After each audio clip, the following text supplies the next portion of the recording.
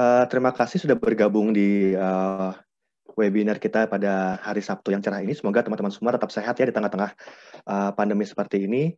Semoga teman-teman tetap mematuhi semua peraturan yang ada, selalu menggunakan masker, mencuci tangan, dan juga menjaga jarak. Oke, teman-teman, selamat datang di webinar Japanese Business Cultural Talk Series. Acara ini dapat terlaksana atas kerjasama antara jurusan Sastra Jepang BINUS University dengan The Japan Foundation Jakarta yang juga didukung oleh Great Nusa.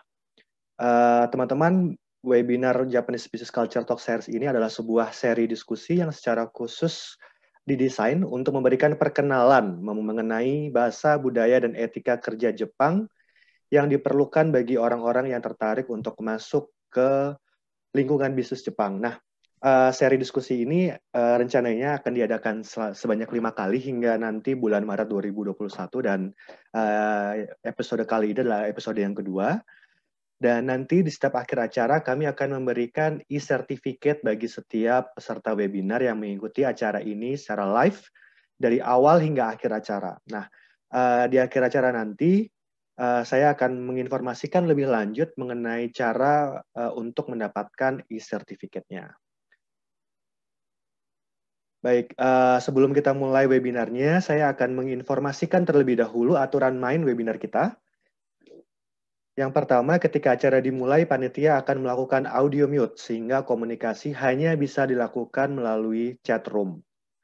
Kemudian, kami mohon agar teman-teman semua dapat mengganti ID Anda dengan menggunakan format nama lengkap dan lokasi atau afiliasi. Dan terkhusus bagi teman-teman binusian dapat menambahkan nomor ID mahasiswa atau dosen sebelum nama lengkap. Jika ada pertanyaan, teman-teman bisa langsung tulis di kolom chat yang ditujukan kepada room co-host Budi Darmawan dengan mencantumkan nama lengkap dan lokasi. Contoh, Felix Wijaya, Tangerang, bagaimana mengetahui vakansi perusahaan Jepang. Kemudian peserta juga dilarang untuk menampilkan, menayangkan, atau mempertunjukkan video atau gambar yang berhubungan dengan promosi, judi, pornografi, dan hal-hal lain yang melanggar UU ITE Republik Indonesia. Dan yang terakhir, panitia berhak untuk mengeluarkan peserta dari ruang diskusi apabila ada yang melanggar hal-hal tersebut di atas. Teman-teman semua, pada seri diskusi yang kedua ini kita akan bersama-sama membahas mengenai penjaminan mutu dalam perusahaan Jepang. Nah, seperti yang telah kita ketahui bersama bahwa produk Jepang selalu dikenal sebagai produk-produk yang memiliki kualitas tinggi. Sehingga meskipun bermunculan produk-produk saingan, produk Jepang tetap memiliki pangsa pasarnya tersendiri dan yang akan kita bahas pada sesi kali ini adalah mengapa Jepang menekankan kualitas barang yang tinggi dan juga salah satu kata kunci dari kualitas barang tersebut adalah Kaizen. Nah, apa itu Kaizen? Apa dan bagaimana praktek Kaizen yang dilakukan? Ini adalah pertanyaan yang kita coba sama diskusikan sesi kali ini. Dan untuk itu kami sudah menghadirkan beberapa narasumber yang akan membagikan pengetahuan dan juga pengalamannya untuk kita semua. Yang pertama, untuk main speaker kita ada Pak Roberto Masami Prabowo. Ya, selamat pagi yaitu, teman-teman. Selamat pagi Pak Adi. Ya, selamat pagi. Pak Roberto Masami ini adalah dosen tetap Universitas Bina Nusantara. Beliau mengajar di BINUS University sejak tahun 2013 dan memiliki pengalaman bekerja di perusahaan Jepang selama periode 2005 hingga 2008.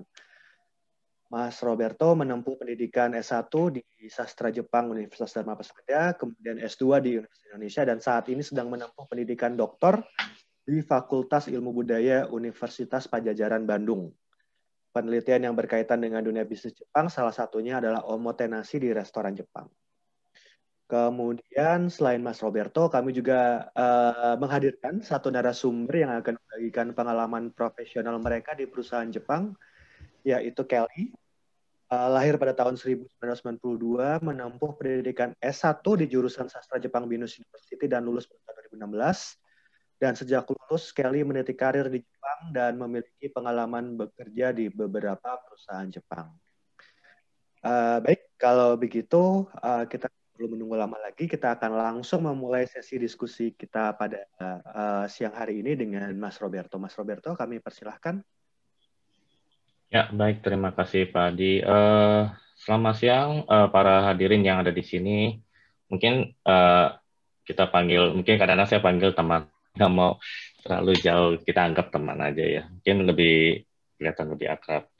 Nah, hari ini memang kita membahas tentang penjaminan mutu dalam perusahaan Jepang ya.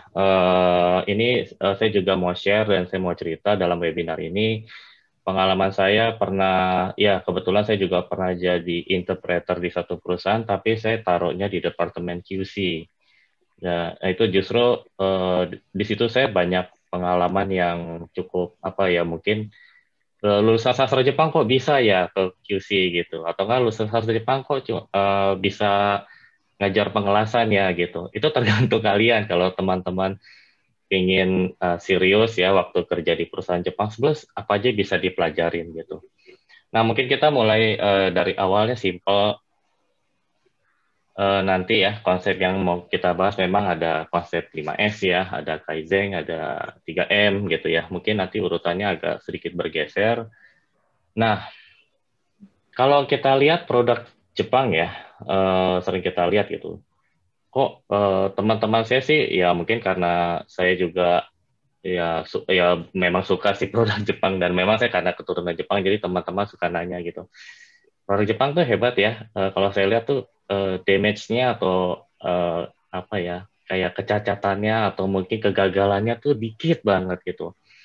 Dia melakukan apa ya, menjaga kualitasnya tuh bagus gitu. Kayak misalnya mobil ada teman saya beli gitu ya.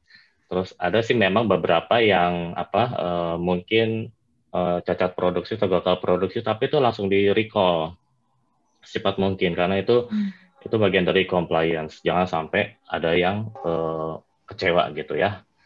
Nah, bahkan yang lebih lucunya lagi produk kosmetik ya. Ini teman-teman saya yang perempuan-perempuan pada wow ini aduh mahal sih tapi gimana ya gitu.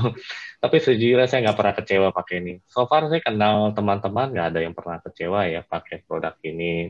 Yang cowok bahkan dari pakai saya kaget, kamu pakai juga gitu ya. Iya saya senang gitu. Nah yang satu lagi nih, oh maaf tutup ya. Ini teman-teman saya juga kalau dapat oleh-oleh dari Jepang, omiyage atau apa gitu. Waduh, ini kok lucu ya. Kok ini dibukanya gampang ya. Aduh, ini bisa buat kotaknya ya. Kadang-kadang kotak kalengnya atau apa. Bisa nih buat dipakai macem-macem nih. Kadang saya sih cuma kadang-kadang iya sih. Ya, saya juga orang Jepang juga ngelakuin gitu kok. Tenang aja gitu. Karena nih satu hal yang lucu kali ya gitu. Nah, mungkin teman-teman ada yang pernah tahu nih, Jepang tuh suka melakukan inovasi. Karena saya sejujurnya saya belum pakai kacamata sih, tapi mungkin saya sebentar lagi mulai pakai kacamata gitu. Nah, ini ada inovasi ya di Jepang karena mungkin kalau pakai kacamata sakit. Dia melakukan inovasi seperti ini. Mungkin teman-teman ada yang tahu nih produknya apa? Belum tahu ya. Ini saya juga baru tahu sih. Ini produknya jadi dia nekannya ke sini, nggak selamanya bisa nekan ke apa ya, supaya kacamata. Dan ini sebenarnya kacamatanya saya juga kaget ringan. Mereknya ini. Ya, jadi saya bukan promosi, tapi sejujurnya ada mahasiswi kita ada yang sampai kerja di sini dan dia dengan bangga atau sombong kali ya, saya ini bagus loh produknya gitu. Jadi saya tahu dari mahasiswa gitu setelah saya pakai, oh iya enak ya gitu. Nah, ini konyol sebetulnya ya, tapi konyol nggak konyol sih. Teman saya tuh yang mau saya lagi di Jepang gitu, saya ketemu sama orang apa ya Amerika lah, bahkan orang Rusia gitu. Dia sangat amazed dengan produk ini ya. Apa? Ada yang tahu? Onigiri ya. Tapi sejujurnya saya di Indonesia ini setelah saya balik ke Indonesia saya lihat gini, ini bukannya gimana sih gitu. Padahal ini gampang loh ya. Tapi banyak teman-teman saya nggak ngerti gitu, udah semudah gini buka berantakan gitu. Padahal kamu lihat aja angkanya gitu. Tapi setelah beli yang kedua kali dia ngerti, oh gini ya ampun gitu ya. Mungkin kita sedikit, mungkin teman-teman udah tahu ya cara bukanya. Tapi saya nemukan video ini cuma 40 detik ya. Sebentar kita lihat. Ini menarik sih kalau teman-teman saya sih pada bilang iya ya ternyata simpel ya apa namanya ngebuka apa namanya onigiri. Sebentar saya share dulu ya. Itu ada di sini ya. Nah,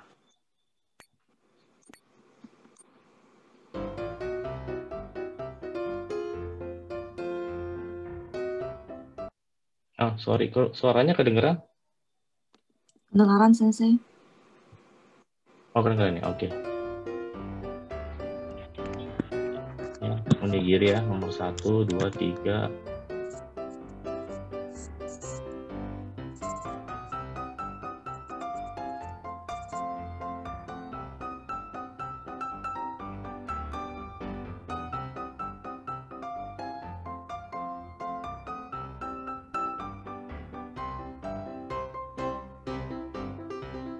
Nah, gitu ya. Sebetulnya simple ya kalau dilihat teman-teman saya juga yang ampun buka onigiri itu gampang kali gitu ya, tapi teman-teman saya ada yang aduh ya berantakan gitu ya, tapi ya saya sih ketawa-ketawa aja gitu, gampang kok bukanya gitu ya. Nah, saya kembali lagi ke PPT saya. Oke, onigiri ini menjadi hal yang sangat menarik ya ketika saya ngelihat gitu, orang Jepang kok merhatiin ya cuma ya ilah cuma buka aja gitu ya. Nggak mau tangan kita tuh ya mungkin udah cuci tangan sih, umumnya sih orang Jepang pasti cuci tangan, tapi kan nggak mau ya tangan kita kotor atau mungkin ada sedikit ada aroma makanan gitu. Jadi sebisa mungkin dia gimana cara nggak packagingnya supaya mudah dimakan juga dan rasanya juga ya, apalagi dia perhatiin terutama masalah higienitas ya, ini sangat penting gitu. Nah kebetulan saya nggak punya pengalaman kerja di apa namanya ya perusahaan makanan. Tapi kalau saya dengar-dengar dari teman-teman, wah perusahaan makanan udah paling hebat deh ngomongin higienitas, udah apalagi sekarang COVID ya, sama produk-produk misalnya kayak apa ya pembalut wanita itu juga termasuk higienitasnya itu nggak main-main gitu ya. Nah, saya mau lanjut dulu. Seperti apa sih proses di balik produk-produk ini ya? Kebetulan saya sih ada mau share ya mengenai pengalaman saya. Contohnya, jadi produk-produk ini siapa saja yang memiliki peranan penting ya agar bisa produknya ini baik ya. Mungkin ada yang tahu mungkin? Ada yang mau cerita? Siapa nih? Peranan siapa nih? tadi saya kayaknya udah cerita sih ya. Itu pertama adalah QC ya dan QA. Jadi kebetulan saya dulu karena di QC itu ngecek barang-barang yang ya nggak tahu itu ketemu damage ya atau di mana aja atau misalnya Fugua itu yang tidak sesuai dengan dimensi atau apa gitu ya, deformasi mungkin karena panas mungkin jatuh den ya itu kita cek gitu ya. Nah dari itu nggak cuma saya, nggak cuma grup kita, departemen kita, tapi ada satu lagi namanya QA, dia yang akan mengecek dan kita bersama-sama mencari solusi kok bisa gini ya gitu, kenapa ya gitu. Pertama memang yang kita lihat analisa dulu ya, terus kita improve, terus kita coba ini benar nggak gitu, kita evaluate, kita planning gitu ya. Nanti si bagian QA-nya juga punya kerjaan, dia akan support dan feedback, dia akan ngecek terus apa yang kita kerjakan gitu, dia akan bantu dan dia kebanyakan QA memang orang-orang dari QC juga karena dia tahu prosesnya ya. Terus dilihat dari desainnya, terus dites ya kita coba benar nggak yang sudah di jadi ibaratnya kita tuh kayak polisi ya, benar nggak nih dites gitu dicoba, oh iya benar gitu, nah dicatat, terus nanti lebih detail lagi ada ya, tapi nggak terlalu detail ya. Baru di deployment sudah disahkan ya. Jadi itu menjadi satu quality system ya, quality management system. Jika sudah pas, baru nanti ya turun ke konsumen, jadi konsumen senang. Ini kurang lebih masih simple ya, tapi di dalamnya lebih ribet lagi gitu. Nah, prinsip dasarnya adalah memang yang pertama adalah mengarahkan dan mengendalikan secara transparan ya. Jadi dalam quality management tuh harus secara sistematis. Tadi seperti yang saya bilang ya, kalau nggak sistematis nanti berantakan gitu ya. Dan penerapan dan pemeliharaan sistem manajemen itu ya memang harus continuous improvement ya. Terus mengelola organisasi untuk yang itu, jadi itu bisa menjadi kualitas manajemennya. Kalau kita organisasinya nggak kita jaga baik, itu ya kelompok departemen kita, Nanti manajemennya jadi nggak teratur. Ini prinsip dasarnya aja. Tapi 8 prinsip quality management ini kalau saya boleh ambil ya dari ISO itu memang kita harus pertama customer focus dulu. Tujuannya apa sih? Customernya ada merasa permasalahan seperti apa gitu ya. Terus kita juga harus bisa mengambil tindakan ya, leadership. Terus involvement people juga bisa kita melihat, ini sebenarnya sih kalau yang teman-teman pernah belajar entrepreneurship ya, involvement itu juga nggak cuma orang-orang pabrik, tapi kita bisa undang orang-orang yang ada di sebagai konsumen. Apa sih kemarin kelemahannya, kekurangannya atau apa gitu. Kok ya mungkin udah beli mobil kok nggak enak ya gitu. Nah itu kita improve. Beli ban kok berisik ya, atau nggak, kenapa aku dikit aja udah hancur gitu. Nah itu ada keterlibatan orang-orang, baik orang pabrik juga harus tahu, ini buktinya konsumennya merasa nggak nyaman gitu ya. Nah proses approach-nya juga sama, ya kita adakan pendekatannya, ini kalian bisa lihat ya nanti di apa namanya buku ISO ini lebih detail banget ya. Terus sistem approach manajemennya juga nanti dilihat, identifying, understanding, managing, related process ya. Kalau di Indonesia sih semakin kebutuhannya banyak ya, jadi ada yang mungkin orangnya seperti apa, daerahnya seperti apa, ya kapan, di mana gitu ya, ini menarik sih. Nah ini benar juga sama di dalam ISO juga dia melakukan continual improvement ya, terus factual approach juga dan untuk mencari solusi atau mengambil keputusan, baru mutually beneficial support relationship ya, ini juga ketergantungan supaya kita bisa menjaga baik dengan relationship sama apa pembelinya juga gitu ya. Nah, bagaimana dengan ISO tadi? Kalau ISO itu di Jepang sebetulnya semua pada ikut ya. Jadi International Organization Standardization. ISO-nya masing-masing beda. Saya dulu pernah ada ISO-nya 12.001 ya. Sekarang kalau misalnya Hinsitsu ini 9.001. Sekarang kalau nggak salah 2015 9.004 ya atau 5 saya lupa, 9.004 kalau nggak salah. Jadi ada kualitas itu bisa dilihat ISO-nya 9001. Ini bisa lihat buku panduannya sih, sejujurnya ini rumit sekali ya. Jidosha ya, kendaraan juga IATF gitu ya, ada 16949 gitu. Medical juga begitu, pesawat terbang seperti itu. Terus mengenai, ini juga saya juga pernah dengar katanya limbah juga diperhatiin loh, karena pembuangan limbah juga penting. Saya pernah lihat ada perusahaan ban ya, kalau nggak salah, bannya tapi bukan Jepang, tenang. Kalau yang ban Jepang kemarin saya pernah dengar-dengar katanya limbahnya bagus. Tapi ini perusahaan bannya dari bukan Jepang gitu, limbahnya itu sampai ngotorin apa namanya kali yang ada di ya nanti mungkin kayak Jakarta juga kalau nggak salah ya. Nah itu akhirnya diimprove juga. Tapi saya nggak tahu gimana improve-nya. Tapi kalau yang di perusahaan Jepang saya lihat itu ada ikan koi. Ikan koinya saya nggak tahu, saya dengar katanya jutaan. Jadi kalau ikan koinya mati ya udah kalian bayar tuh ikan koinya itu. Beli yang baru katanya. Nah, ada juga mengenai security cyber ya, juga ada ISO-nya, makanan ya, bahkan untuk keselamatan juga semua ada ISO-nya ya.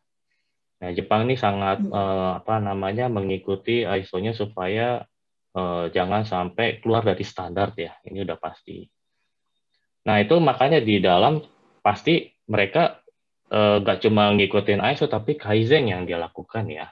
Kaizen itu kan sebetulnya sebuah tindakan memperbaiki kesalahan. Ya ada mungkin kemarin ada yang gagal, kecatatan suatu produk itu tindakan ya, kita perbaikan dulu. Gitu. Nah, selain itu juga suatu tindakan penanggulangan atau menghentikan hal-hal yang buruk ya, atau yang mungkin berbahaya. Ya ini bisa aja produknya ya makanan, mungkin kendaraan atau apa yang bisa menyangkut masalah keselamatan. Ini harus dilakukan Kaizen. Nah, sesuatu yang harus diselesaikan secara tuntas pastinya ya, dan memerlukan penanganan khusus. Saya setiap kali ada barang-barang yang cacat gitu ya, walaupun kita sudah ngikutin prosedur, tapi nggak tahu kenapa cacat gitu. Itu menarik ya, nanti saya akan cerita lagi kasusnya saya seperti apa. Ada lagi tindakan yang dilakukan merupakan kesadaran dan tanggung jawab ya, dan ini biasa kalau orang Jepang maksudnya sukarela itu. Saya sih pernah ya, karena ada terlibat masalah gitu, ada kasus NG ya istilahnya, no good. Itu kok kamu bela-belain ya gitu. Saya sih nggak tahu bahasa bela-belain ya, tapi saya merasa saya mau menguras tenaga saya, waktu saya demi Bahkan saya waktu itu saya lembur sampai jam 9. Mungkin kalau teman-teman pernah lihat ya jam 9 nggak ada apa-apanya gitu. Tapi saya nggak tahu, saya lagi menemukan solusi, terus tiba-tiba saya harus meeting mendadak, terus saya ini gini gimana caranya, terus ya biasalah ada konflik di dalam. Tapi ya akhirnya itu terselesaikan gitu, sukarela. Jadi saya dengan senang saya mau semangat gitu ya. Kalau nggak semangat gitu, aduh masalah ya gimana ya gitu, terus saling menyalahkan ya kayak gitu. Ini cara Jepang berpikir Kaizen ini memang beda ya. Nah ini jelas kalau dalam bahasa Inggrisnya continuous improvement. Jadi udah selesai terus ya, atau mungkin namanya countermeasure. Dulu saya di pabrik saya namanya CM atau disebutnya dengan countermeasure gitu ya. Nanti Roberto CM wa dostano katanya. Jadi ya saya suka bercanda gitu. MC desyo gitu. Iya CM desyo. MC itu kan saya nanti kan pegang mikrofon gitu ya. Saya jadi MC cerita-cerita gitu. Jadi bukan MC lah ya, CM lah ya katanya gitu. Nah, ini menurut Tony Wagner dia memang sama ya. Orang asing juga bilang fokus pada permintaan pelanggan klien ya, berkesinambungan, keterbukaan, bekerja secara kelompok ya. Jadi namanya menurut Tony Barnes juga nggak bisa kalau kerja secara sendiri. Tapi sebetulnya kalau cara Jepang itu bukan kelompok ya, tapi integrate. Jadi jangan sampai kelompoknya ini itu urusan produk, itu urusan purchasing, itu udah nggak bisa. Jadi dimaksud teamwork itu seperti itu kalau menurut orang Jepang ya. Nah, ini tujuannya adalah memang menjaga hubungan jangka panjang gitu ya. Nanti kalau misalnya produknya jelek ya gitu, nih hasilnya jelek nih, bocor, diginin aja bocor gitu. Udah, orang konsumen nggak ada yang mau beli lagi. Ya udahlah, mungkin awal-awal sponsornya bagus gitu ya, pakai bintang gitu. Tapi lama-lama nggak dilakukan perbaikan ya orang sebel, nggak ada yang mau beli ya. Mengembangkan disiplin pribadi itu udah pasti. Kita kan tadi ya saya bilang, saya secara nggak sadar saya punya kayak kedisiplinan pribadi dan punya itu ya tadi rasa tanggung jawab ya.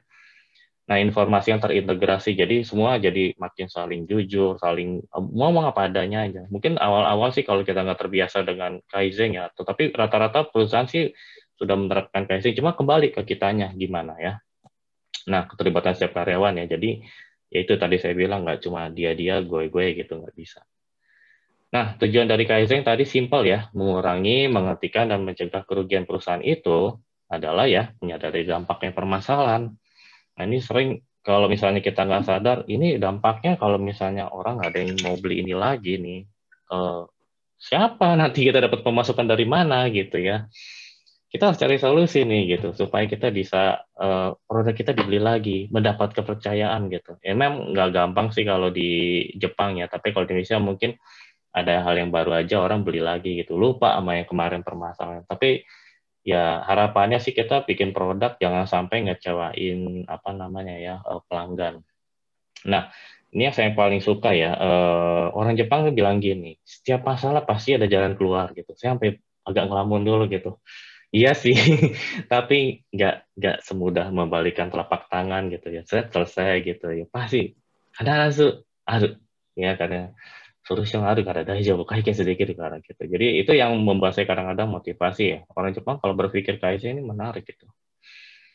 Nah, ini misalnya contohnya ya, cara kerja jaga kualitas produk mungkin ada yang tahu nih, ini ceritanya Kekang ya, Enji gitu.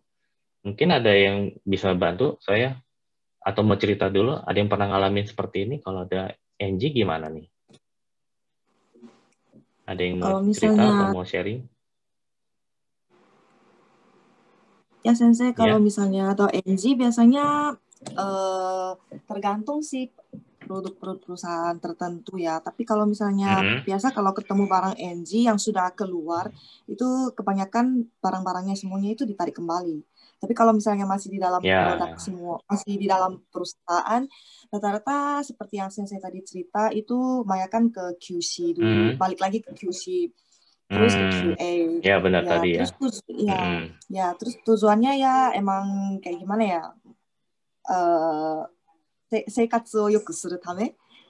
Soalnya kan barang-barang yang dikeluarin itu, rata-rata yang dipakai sama konsumen biasa, seperti yang tadi Sensei kasih contoh mobil Toyota, terus onigiri. biar gampang dibuka dimanapun. Terus habis itu kayak misalnya kacamata juga. Ya itu semuanya untuk mempermudah hidup semua orang. Jadi kalau misalnya ada kayak barang-barang NG yang seperti Sensei keluarin itu, ya bayangkan sih balik lagi ke QC sama ke QA. Ya, atau kalau nggak ditarik lagi tapi, barangnya. Ya, tapi QC-nya itu kan ya udah memang udah pasti QC sih. Tapi QC-nya gini, di otaknya QC ngapain ya gitu ya. Gitu ya. Yang pertama benar, Kelly, terima kasih QC tadi ya. Yang pertama memang kita lihat dulu nih 5W dulu ya. Apa produknya, batch number-nya apa, dikerjainnya kapan ya. Waktu itu tanggal berapa ya kekangnya itu ya. Ini saya tuh kalau setiap kali pernah kerja di satu departemen yang gitu QC itu ya, terus where tuh maksudnya di fabrikasi mana gitu ya. Terus siapa yang ngoperasiin? Ya, jadi saya sampai punya data tuh agak tebal gitu. Orangnya ini shift 1 atau enggak shift 2, shift 3 gitu ya. Ini saya catat gitu. Orangnya ini usia gini, bahkan sampai usia nggak penting ya.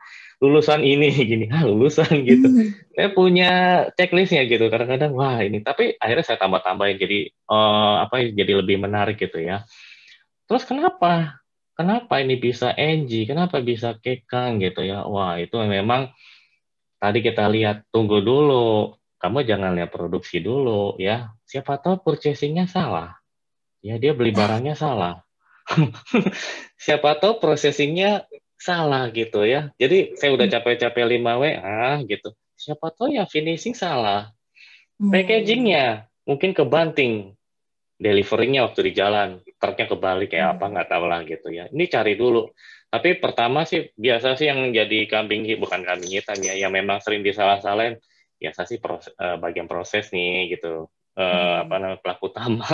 Coba tunggu dulu, ternyata setelah dilihat orangnya pengalaman apa gitu. Oh kita cari lagi nih, belum tentu purchasing kali. Tapi pernah saya kejadian ya. Jadi purchasing itu sudah sesuai dengan batch number-nya. Ternyata supplier kita salah memasukin produk. Batch number-nya benar, tapi produk yang masuk salah. Ketika kita potong, mesin kita rusak, hasilnya Kekang gitu ya. Makanya tapi lucunya kok bisa ke proses gitu ya. Ternyata orang yang proses yang aplikasi B apa C, nah orang belum pengalaman ya. Jadi apa namanya Gaikang testonya nggak bagus gitu ya. Nah ini baru udah kita lihat ya 3H ya. Mungkin 5W 1H ya, tapi dulu saya sampai ada yang 3H ya. Oke, solusinya gimana gitu ya. Terus kalau memang gitu biayanya kena berapa gitu ya. Ini yang paling sering ya. Nanti how much ini nanti bisa pecahnya cara penelitiannya ada lagi nanti ya. Terus berapa lama ya. Jadi kalau misalnya ini oke, udah temu, how-nya udah oke, berapa lama? Tapi kan harus dibongkar dulu, harus diapain gini. Gitu ya udahlah, showbung aja, buang gitu ya. Makanya orang Jepang bilang suka buang-buang, nggak ada waktu ya, maksudnya ya udah bikin baru ya, namanya monozukuri katanya lebih cepat bikin ya. Oke, selesai nih, yes, kalau gitu kita kaizen ya gitu. Tapi belum tentu selesai di situ. Kaizen itu nanti evaluasi dulu, dicoba yang salah di kambing hitam kan. Ternyata ya setelah dicoba enggak tuh nggak masalah gitu ya, karena kita pakai produk yang sampel. Nah kita coba yang produknya si purchasing itu dibeli ya dengan batch number, hancur, berarti kita mundur lagi.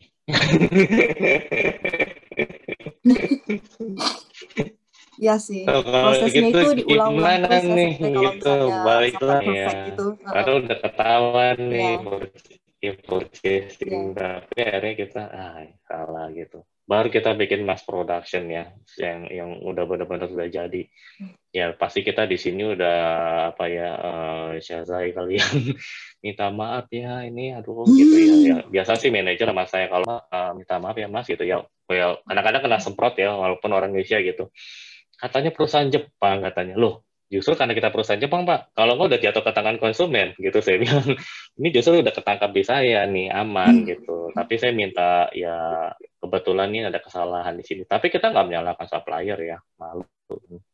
Baru nih jadi satu kayak hukum ya, jadi penjelasan ini ya semua ikut SOM SOP ya bisa juga ya, karena kan kita lihat setelah di Bisa aja namanya kesalahan di bagian purchasing, prosesnya nggak melakukan, nggak dicek. Akhirnya kita bikin satu meja, nggak selesai dipotong, kamu lihat dulu ya langsung gitu ya.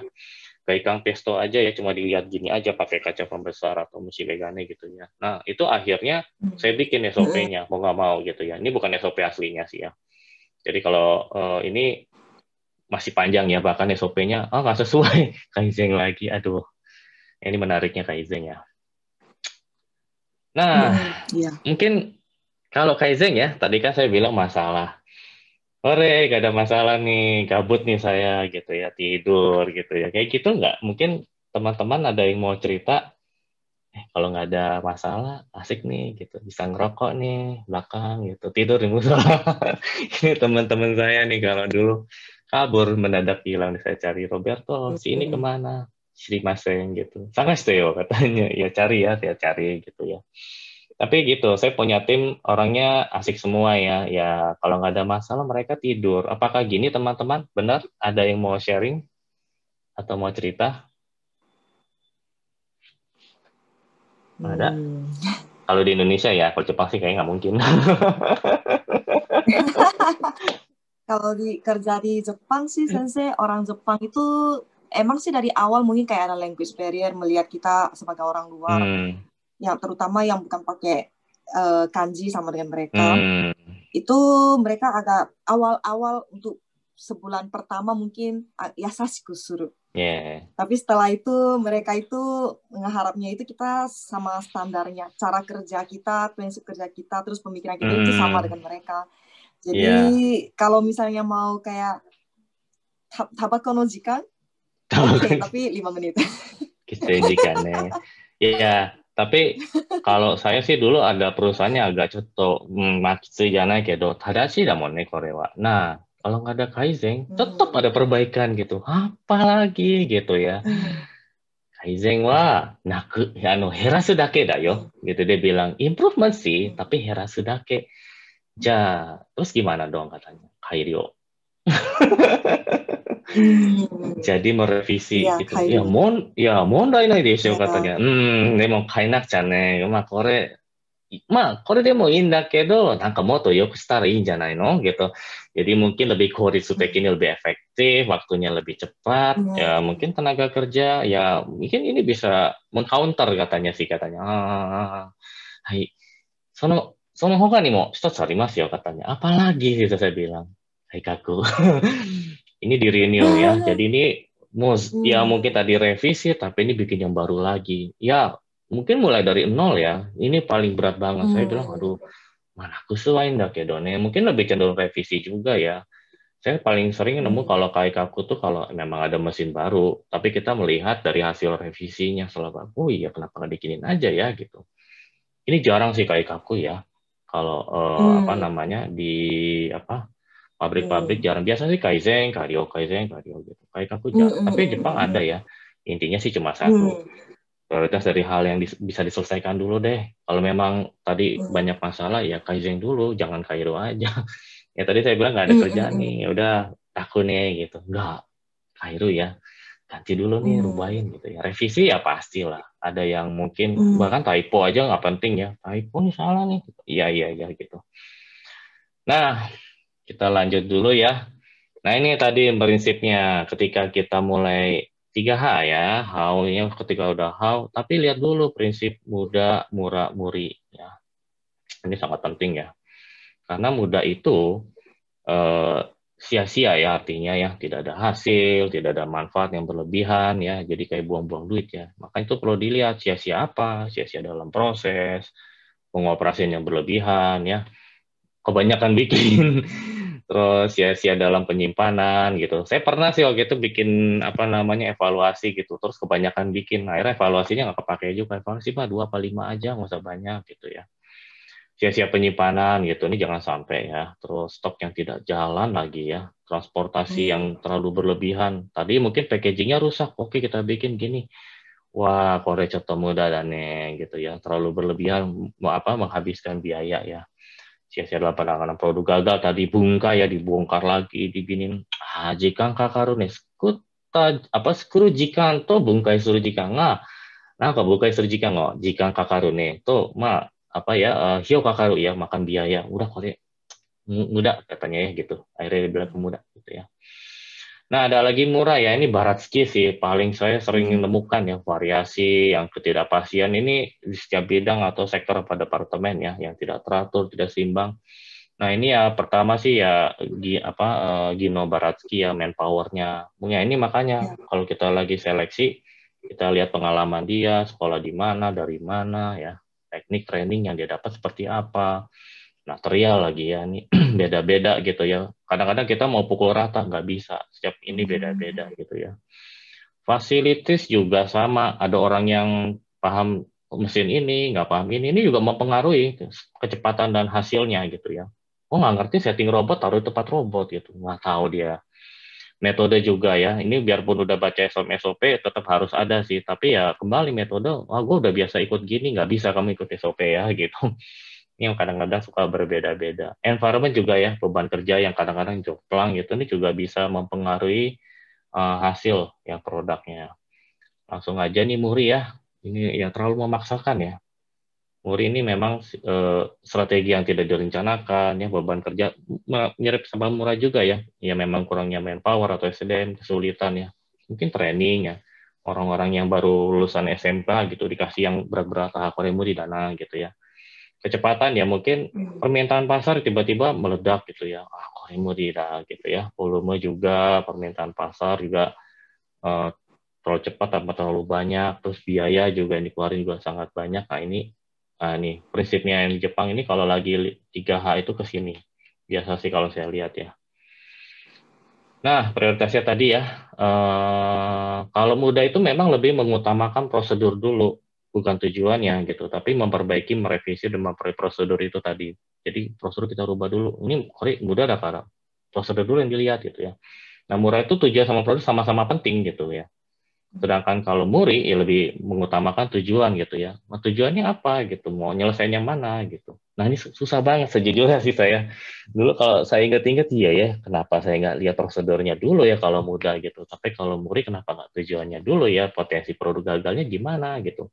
Kalau nggak bisa ya udah tolak aja gitu. Saya pernah ya Korea contoh Muri dan karena kita kan pernah dikasih sampel produk gitu. Coba dibuat seperti ini gitu. Wah makan waktu. Kita pernah nolak gitu, wah kayaknya nggak bisa kita bikin spare part seperti ini dengan kecepatan yang Bapak minta ya gitu.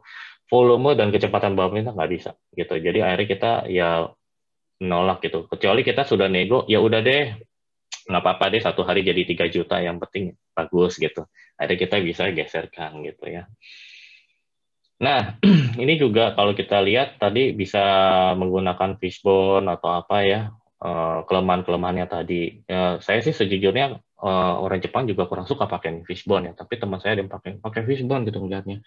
Kelemahannya di mana gini-gini, waduh, ujikan kakak nih saya bilang gitu.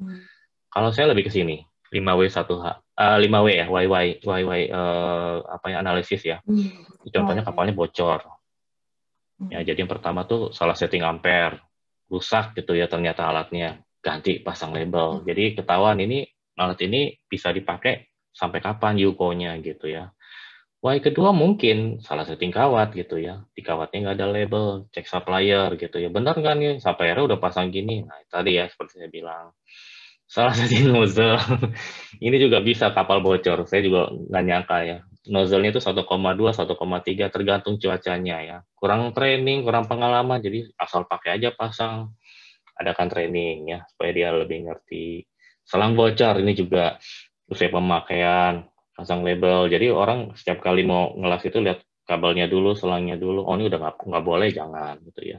Sampai 5 ya, ini ya di segi kamu Shirana ya terlalu berlebihan ya. Cuaca, kalau Jepang ada Natsu, ada Fuyo gitu. Kalau Fuyo ampernya dikurangin gitu. Kalau musim panas musim panas dilebihin, kalau musim dingin dikurangin. Ya itu harus dicek gitu. Kalau hygrometernya, temperaturnya, lembab keringnya tuh harus dicek dulu. Kalau enggak ya asal ngelas gini kok nozzle udah bener, kabel bener semua, cuacanya nggak dicek ya. Ini saya lebih cepat gini kalau di lapangan ya. Baru Kaizen countermeasure ya. Nanti baru melahirkan SOP SOM. Jadi ingat ini semua kadang-kadang saya tulis semua tuh. Coba cek ampere, coba cek ini, coba ini gitu. Baru silakan gitu kerjain kalau saya. Ada juga yang pakai PDCA ya setelah itu ya. Cuma saya Primajikan Kakaru gitu ya, tapi ini mungkin bagian office saja kerjain. Kalau saya sih kan bagian lapangan, jadi ini boleh juga, nggak masalah gitu ya. Nah, mungkin teman-teman paling sebel nih yang namanya core ya. Tapi sejujurnya pengalaman saya, core ini sangat apa ya, buat saya sih sangat berarti. Walaupun kadang-kadang suruh baca ada sesuatu ya, moto dan visi misi gitu ya. Kalau saya sih kebetulan perusahaan saya nggak terlalu suruh baca visi misi, saya lebih cenderung ke sini ngobrol, sharing. Di pabrik kayak gini ya, diri gitu ya, kayak disetrap.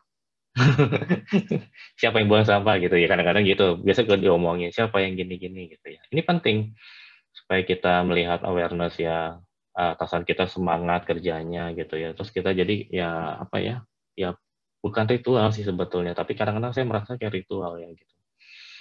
Nah ini ada video tapi kayaknya mungkin kalian juga bisa lihat ya, core Taiso ya, udah core Taiso lagi. Ya ini sebetulnya saya juga sempat mikirkan, buat apa sih, teman-teman saya bilang buat apa sih Taiso, katanya jika apa ya, buang-buang waktu. Enggak, ini justru membuat kita nggak cedera otot, kita lebih sehat ya, walaupun kita udah kerja capek, biasa pulang mandi tidur ya, tapi pagi kita bisa olahraga sedikit ya buat untuk ngerenggangin otot gitu ya, jadi kita nggak cedera gini, penting loh sebetulnya sih kalau menurut saya.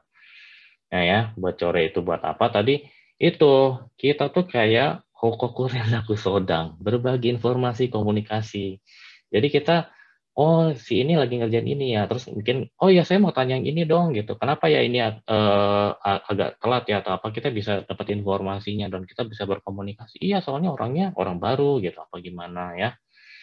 Dan ini bisa mengedukasi karyawan termasuk cara sikap etika kerja gitu ya. Kalau misalnya kita nggak suka, kita nggak sadar, sebenarnya kita terasa kayak diedukasi ya, dikasih tahu gitu ya. Jadi jangan merasa sebel gitu ya kalau ada core, justru ini penting ya, termasuk cara kita bersikap dan etika kerja. Nah ini juga mengenai peran dan fungsi setiap karyawan, jadi kita tahu ya, masing-masing kan cerita ya. Yang namanya hukum dan aku sedang, saya dicore senang karena saya bisa tahu. Apalagi saya berhubungan dengan kerjaannya orang yang saya ingin tanya, kenapa ya gitu. Nah itu bikin kita jadi apa ya, self awareness, social awareness gitu ya. Nah ini yang jelas yang ini meningkatkan semangat loyalitas dan aspirasi ya, agar harapan tujuannya ini bisa tercapai. Pasti kalau ngumpul gini kan, oke gimana nih gitu ya, kita cari hal yang kedepannya mau gimana gitu. Nah ini juga memotivasi karyawan-karyawan lain ya tentunya gitu. Oke, ini contohnya core seperti ini ya.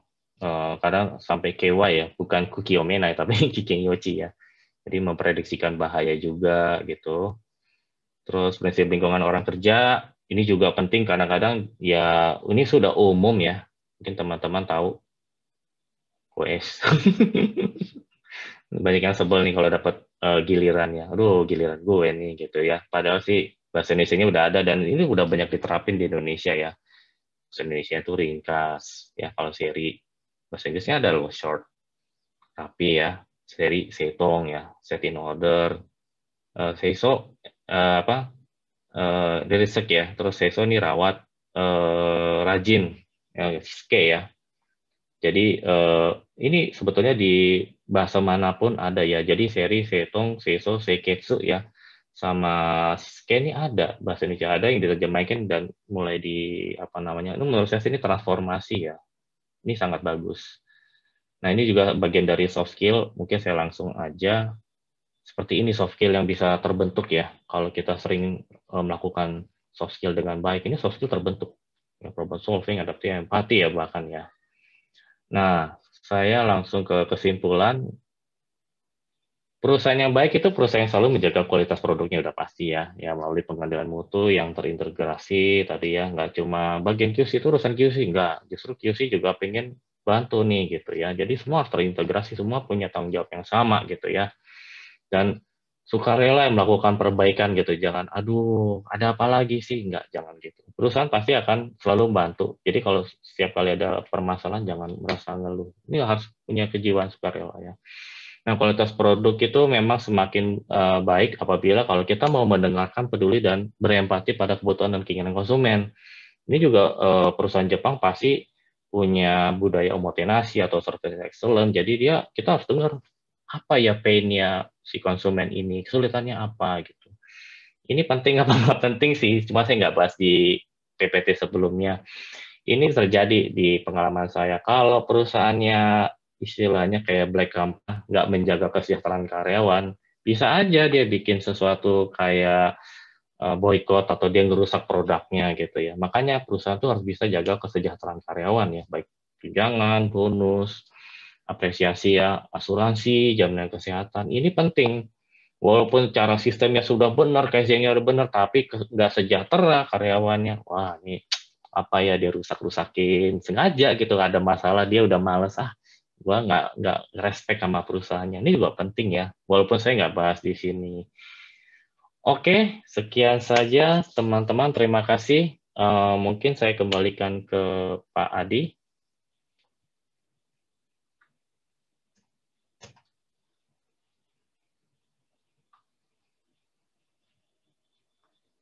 Pak Adi, mikrofonnya belum dibuka.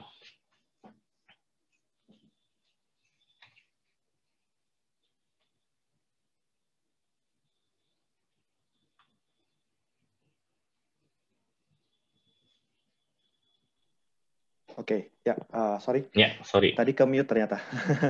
Iya. Oke, ya terima kasih Mas Roberto untuk sharing session-nya. Bilang sharing session aja ya. Oke, sekarang kita ke Kelly. Halo Kelly. Mungkin mikrofonnya ya. Ya, saya bisa minta tolong untuk di-unmute. Oke. Udah.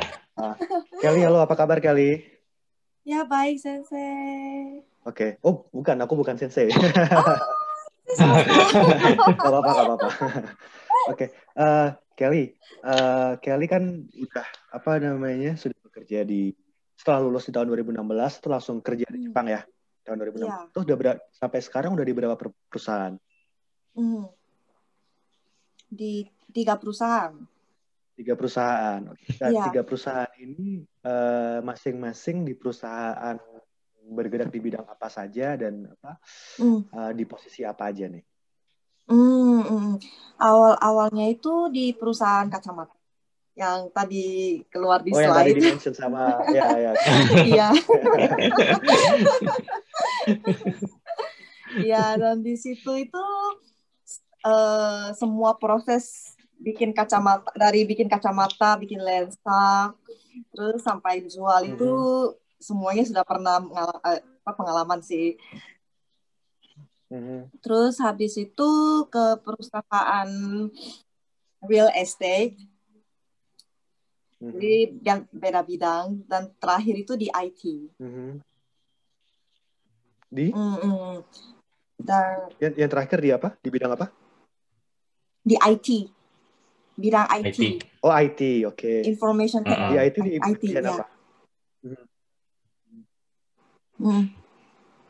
Ya, Sensei? Kalau di IT, di perusahaan yang terakhir ini di bagian apa? Kalau saya sekarang sih di bagian sales. Cuman selain dari sales juga ada bagian teknikalnya. Jadi itu kayak ada bagian QA-nya juga. Melihat kode dan segala macam. Nah, kalau dari kan kebetulan tiga-tiganya kan cukup berbeda ya, bidang usahanya. Nah, ini kalau dari tema di hari ini di Kaizen ini, Kaizen di masing-masing perusahaan ini bagaimana? Apakah ada kesamaan atau perbedaannya di mana? Seperti itu? Iya, sebenarnya menurut saya beda banget. Soalnya perusahaan yang pertama itu benar-benar perusahaan yang benar-benar gede. Kalau misalnya dalam istilah Jepang itu kayak dojo kaisha. Jadi mereka itu udah public. Dan dari perusahaannya mereka itu seperti yang tadi Roberto Sensei keluarin yang 3K, Kaizen, Kairyo, Kaikaku, itu paling-paling mereka itu cuman bergerak di bidang Kaizen sama Kairyo. Soalnya mereka itu sudah memiliki prinsip yang pasti. Jadi itu mereka itu gak berani bikin kayak perubahan yang sangat besar. Tapi kalau misalnya untuk perusahaan kedua dan perusahaan ketiga itu lebih kecil, kibongnya itu lebih kecil. Jadi mereka itu berani banget langsung kaikaku. kalau misalnya, apalagi kalau misalnya kayak klien mereka itu merasa yang selama ini, ya, yang sudah mereka lakukan selama ini, selama beberapa puluh tahun ini nggak bagus, mereka itu nggak segan langsung berubah semuanya. Kemudian kalau dari Kelly sendiri, dari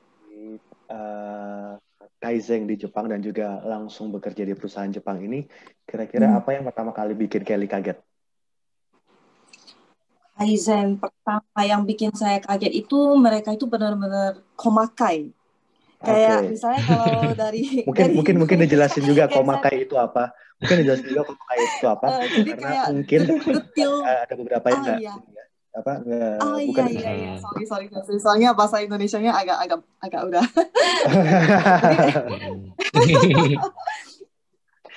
Komakai itu kalau bahasa detail. Jepang apa ya? Detail, tapi kalau mungkin bahasa Indonesia ribet kali ya.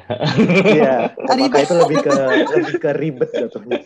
Kita bilangnya ribet.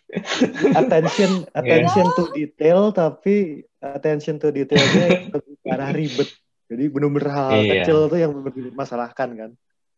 Iya, jadi kayak misalnya mungkin saja itu hal yang dalam 10 orang cuma 1 orang saja yang benar-benar kayak merasa itu masalah.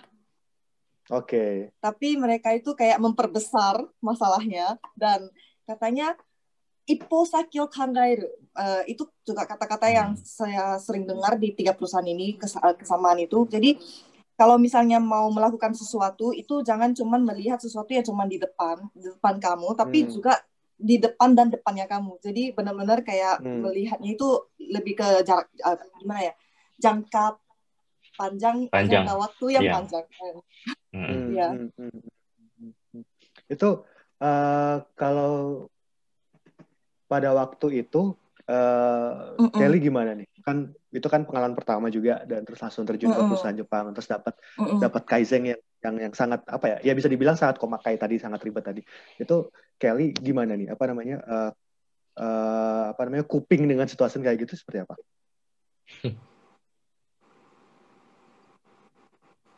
Sorry, saya internetnya.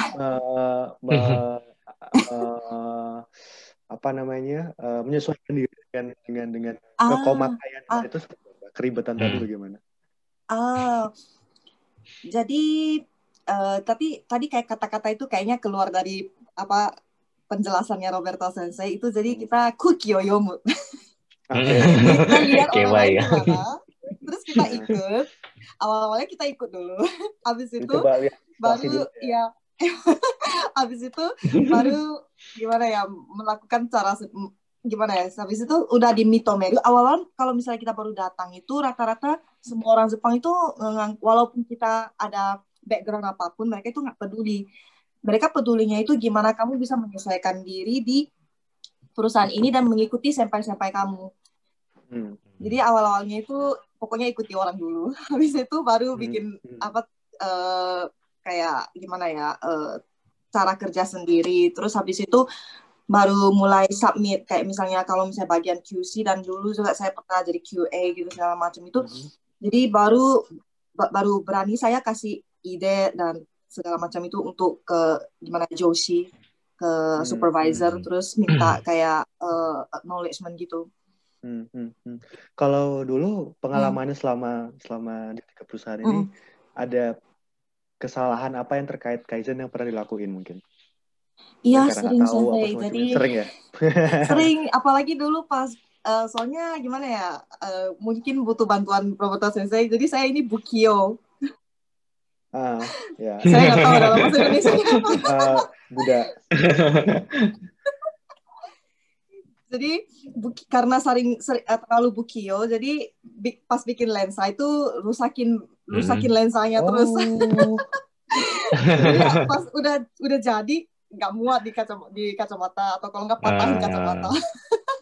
Pada waktu itu ikut ini ya, job desk-nya memang ini ya, masuk di produksi juga ya.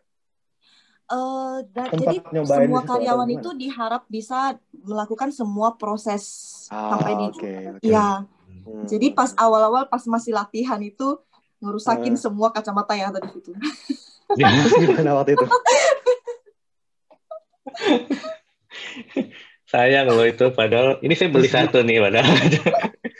Ini bukan untuk ini aja sih. Langsung dipakai ya Mas ya? Langsung pakai. Ini apa sih kayak blue light cut-nya, tapi enak sih. Sejujurnya saya, tapi saya suka ya produk-produk Jepang itu.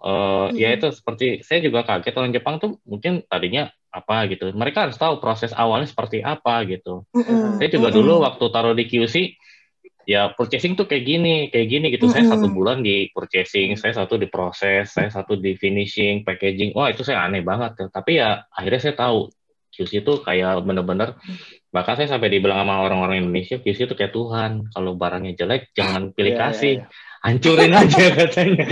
Begitu ya. Tapi sebenarnya itu make sense neraka ya. Nanti dibungkai gitu. Itu sebenarnya make sense sih karena dari sorry, tapi yang di perusahaan kacamata tadi si Kelly sebenarnya itu di bagian apa? Kalau misalnya saya itu sebenarnya di bagian terakhir, jadi yang campaign. Oke. Nah, packaging ya. Apa namanya? Atau mungkin juga yang di perusahaan terakhir kan sekarang di bagian sales tadi ya. Tetapi juga harus QA juga. Nah, sebenarnya menariknya adalah di perusahaan Jepang itu kenapa dari awal memang harus bisa menguasai semuanya, baik itu dari mulai dari produksi dan segala riset juga dan segala macamnya, itu karena itu yang diperlukan ketika nanti misalnya di perusahaan sekarang sales. Jadi ketika menjual barangnya kan jadi tahu ini produknya kayak gini loh sebenarnya. Proses produksinya seperti ini. Iya. Nah, itu di QC dan QA kan juga memerlukan itu. Ketika QC atau ketika QA, ketika memang tahu prosesnya, kita jadi tahu oh ini kayak gini barangnya, jadi kesalahannya di sini nih gitu. Iya. Ya, dan belakangan ini sebenarnya semua perusahaan itu mereka itu fokus banget sama CX. Jadi istilahnya customer experience. Jadi semua karena moto ini semua karyawan itu diharap mengetahui semua proses yang ada untuk bikin suatu produk. Oke. Nah, kalau tadi nih balik yang ke tadi nih, sebenarnya penasaran juga masih tadi ketika merusakin kacamata tadi dari gimana? Itu ada apa namanya? Ada sanksi atau ada apa nggak? Setelah merusakin semua kacamata. Enggak sih. Jadi mereka itu sudah kayak expected gitu kalau semua karyawan itu dari awal akan merusaki kacamata mereka. Oke. Jadi itu memang udah termasuk udah masuk ke budget plan mereka ya. Jadi mereka udah spare sekian persen ini akan hancur. Jadi istilahnya bisa dibilang itu sebenarnya investasi perusahaan untuk karyawannya ya. Iya. Jadi investasi mereka itu knowledge and skill kan?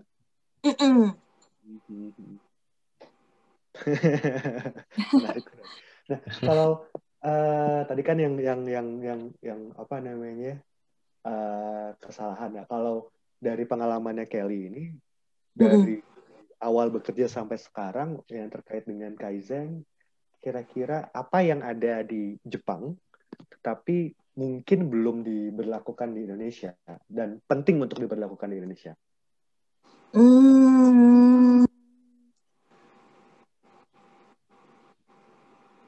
Kalau misalnya saya bilang sih mungkin chore yang seperti yang dikatain sama Roberto Sensei, soalnya kalau misalnya di Indonesia kayaknya kurang tahu ya, nggak ada chore mungkin ya. Saya nggak pernah kerja di Indonesia jadi kurang tahu juga sih. Cuman kalau misalnya ada beberapa perusahaan sih, cuma balik lagi ke perusahaannya kayaknya ya. Iya. Ada tergantung perusahaan sih sebenarnya.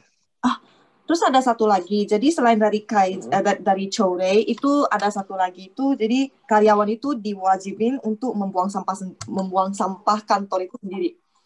Oke. Itu semua perusahaan atau bagaimana? Selama ini semua perusahaan yang saya kerja itu semuanya saya sendiri yang buang sampah sendiri. Sampah jadi pribadi kan maksudnya? Bukan sampah pribadi, jadi sampah di kantor. Sampah kantor. Sampah kantor. Iya. Oh, oke. Oke. Tobang ya. Iya, kita Ya Tobang. itu sih nggak ada di Ya, Indonesia sih piket itu. kalau kita. Ya, Sebenarnya kan ya. SD ada ya sempat ya piket gitu. Nah, Betul. sama di Jepang tuh Di ada sekolah sih piket. ada.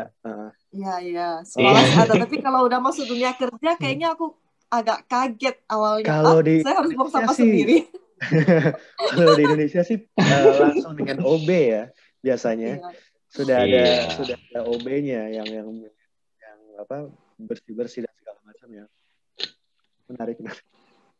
Terus Kalau saya untuk juga ngalamin seperti itu juga Mas Adi. Jadi nggak pandang ya, maksudnya mau lulus S1, S2 gitu ya. Saya sampai suruh bikin kopi, ya mungkin Kelly juga suruh bikin kopi. Iya. Oca, rumput bawah, terus naro ini. Terus kalau yang paling repot ini harinya. Mau naik gomi saya taruh di marahin saya. Mau naik gomi. Ini hari ini sampah yang nggak bisa terbakar gitu. Jadi kayak sampah elektronik atau apa. Jangan buang nih plastik hari ini. Oh iya. Tadi ada pertanyaan Pak. Mungkin dari Pak Budi. Atau mungkin teman-teman tadi sudah mulai ada banyak yang tanya ya mengenai Kaizen. Iya. Nah, ini sekalian juga untuk teman-teman yang mau bertanya. Jadi tadi seperti yang sudah saya jelaskan di awal. Jadi untuk teman-teman yang ada pertanyaan nanti bisa langsung tulis pertanyaannya di kolom chat dan nanti ditujukan ke room co-host Jeff Budi Darmawan dengan menggunakan nama lengkap dan lokasi pertanyaannya akan kami bacakan. Oke, mungkin langsung aja kita mulai kali ya sesi Q&A-nya. Iya. Oke. Nah, untuk yang pertama, nah ini sudah ada satu nih. Apa dari I Gede Oinada di Denpasar? Apakah suatu produk kalau sudah memiliki ISO tidak perlu lagi GIS, Japan Industrial Standard? Demikian pula sebaliknya. Terima kasih sebelumnya. Oh ini saya mau cerita nih. Mana Mas? Jadi ini menarik ini. Jadi saya pernah bukan perusahaan saya sih kebetulan. Jadi ada perusahaan Jerman itu mau impor ke Jepang gitu. Secara ISO udah oke. Ini mobil canggih banget ya. Bahkan knalpotnya pakai catalytic converter dengan filter keramik ya gitu. Jadi dia hasil pembuangannya sangat bersih sekali gitu. Bahkan ditempel tisu dia nggak ada bekas emisinya gitu. Tapi sampai di Jepang, belum sampai di Jepang baru sampelnya bilang maaf kita nggak bisa pakai loh. Kenapa gitu? Itu knalpot Anda nggak pakai JIS. Itu doang. Nggak apa-apa body sisanya, tapi Anda nggak pakai knalpot JIS. Kalau nggak salah 2004 apa 2000 berapa saya. Ya ampun, ini lebih canggih loh daripada mobil Jepang, tapi dia bilang nggak boleh. Kalau nggak standar JIS nggak boleh. Apakah itu emisi suara atau emisi pembuangannya juga? Tapi setahu saya sih ini mobil udah bagus sekali. Bahkan yang dieselnya ketika dia keluarin pakai field apa namanya muffler. Indonesia apa sih? Kalau helmet itu harus ada apanya SNI, gitu ya? SNI, Standar Nasional Indonesia. SNI ya sama. Di Indonesia harus ada SNI. Udah beli helm mahal-mahal di Jepang. Kalau di Rupiah mungkin ada 5 juta, 7 juta gitu. Maaf Pak, nggak boleh pakai. Harus ada SNI. Ya kayak gitu, serba salah sih ya. Tapi di Jepang pasti punya dua. Ada ISO-nya juga, ada JIS-nya, bahkan ada apanya lagi. Nanti kalau ketika di daftar ada good design, ya itu lebih bagus lagi. Nah, seperti itu, Pak. Tergantung. Mungkin, Jadi jawabannya tergantung yang mungkin. Ya, kalau Jepang sih udah pasti harus ada JIS-nya. Pasti akan diseleksi dan harus ada JIS-nya. Kalau nggak ada JIS-nya nggak boleh. Bahkan sampai pensil loh. Iya. Pensil nggak JIS nggak boleh katanya. Mungkin kayunya nanti bisa apa gitu. Astaga gitu ya. Menarik sih. Oke, mungkin next question ya. Baik, ini dari Anissa Febriana. Pertanyaannya, apabila perusahaan Jepang lebih fokus ke konsumen, misalkan kualitas produk atau penggantian produk jika rusak atau cacat daripada profit, apakah ada perusahaan Jepang yang pernah Anda dengar mengalami kerugian karena hal tersebut? Kemudian yang kedua, apakah menurut Anda Indonesia dapat menerapkan hal yang dilakukan oleh perusahaan Jepang di masa depan? Ya, kalau di perusahaan Jepang di Indonesia sih kayaknya nggak ada masalah ya. Tapi kalau misalnya apa ya, perusahaan Indonesia emang itu produk Indonesia gitu ya, bisa kita terapin ya. Cuma kalau di Jepang kan gini ya, ketika ada customer gitu ya, misalnya ini saya lupa juga tahun berapa ya. Saya waktu itu juga di Jepang. Jadi anak kecil meninggal gara-gara nelen itu ada jelly yang sekali telan gitu. Kan sebetulnya harus dikunyah. Nah, karena jelinya gedenya segini, gini ketelan meninggal gitu. Nah, itu kan sangat damage ya gitu. Akhirnya dirubah bentuknya. Tadi bentuknya kayak love gitu. Mungkin teman-teman pernah tahu ya ada kasus itu bentuknya jelinya kayak love gitu. Terus dibikin lebih kecil lagi gitu. Secepat mungkin. Bahkan mobil motor ya ada dulu apa ya, pernya kenapa atau apa gitu. Saya pernah waktu itu mau beli motor apa gitu, terus jangan beli ini deh, dia apa namanya, bearingnya laharnya tuh pakai yang kecil, jadi kalau beli ini pakai 3 bulan aja pasti hancur gitu. Nah itu banyak kan kita kasih feedback gitu ya. Nah, pasti feedbacknya jelek. Kalau sekarang lebih sadis ya, karena kan ada Instagram, ada Facebook, ada apa aja ya, taruh di Twitter langsung ketangkap, langsung dia cepat rubah. Kalau zaman dulu kan kayaknya mungkin lewat berita dulu baru terasa 2 bulan 3 bulan gitu, lama. Kalau zaman dulu, sekarang malah lebih apa ya, lebih cepat gitu penanganannya. Justru saya pengen kalau Indonesia tuh terapin aja sistemnya gitu. Jadi sebenarnya kalau kita belajar ada buku tentang entrepreneur tuh udah cukup. Kita melihat aja pain-nya masyarakat Indonesia apa gitu. Kayak misalnya kan kita kan tahu ada aplikasi ojol tuh ya. Itu kan lahir karena memang kebutuhan masyarakat nih pengen ke tempat yang gini tapi cepat dan murah dan apa. Nah itu lahir tuh aplikasi ojol. Itu aja contoh bisa bikin perusahaan seperti itu ya. Nah, kalau produk-produk yang udah jadi, kita lihat feedback dari masyarakat gimana. Nggak enak nih rasanya, nggak enak dipakai, nggak nyaman gitu ya. Cepat langsung dirubah gitu. Nah, itu penting sih feedback dari ini. Apa konsumen ya. Kalau untuk yang tadi bagaimana ya? Untuk yang pertanyaan pertama tadi, apa namanya?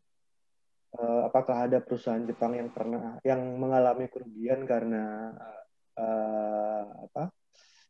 Oh, yang rugi penggantian ya. Produk tadi ketika ada rusak atau tadi. Gimana? Tapi kalau bangkrut kayaknya enggak. Ada sih bangkrut.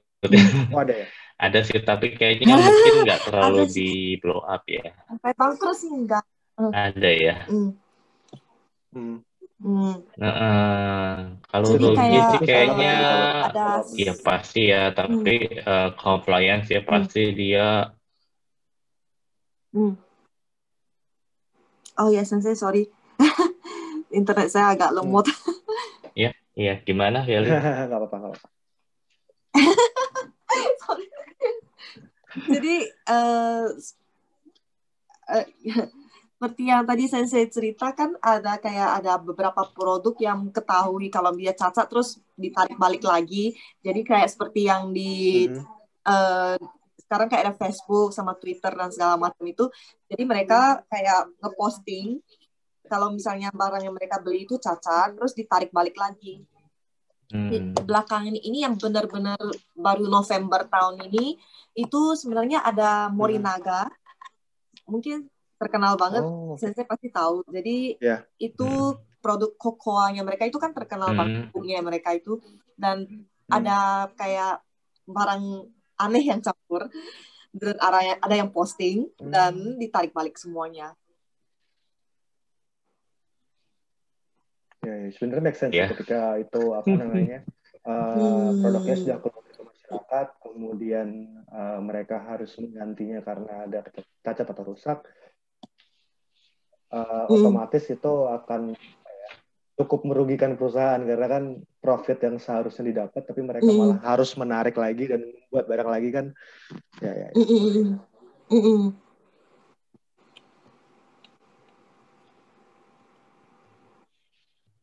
Empati. kok saya udah beli tapi kok saya nggak sesuai apa yang saya minta ya. Harus memang punya empati sih ya. Ada orang yang beli produk mungkin gampang, tapi kalau ada orang yang dengan susah payah saya beli kok gini sih hasilnya gitu. Jadi kan oh gitu ya, pasti orang Jepang ya, ya apa ya minta maafnya memang benar-benar kalau bakal kecewa gitu. Oke, next question ya. Ya. Mas Budi minta tolong untuk next question ya.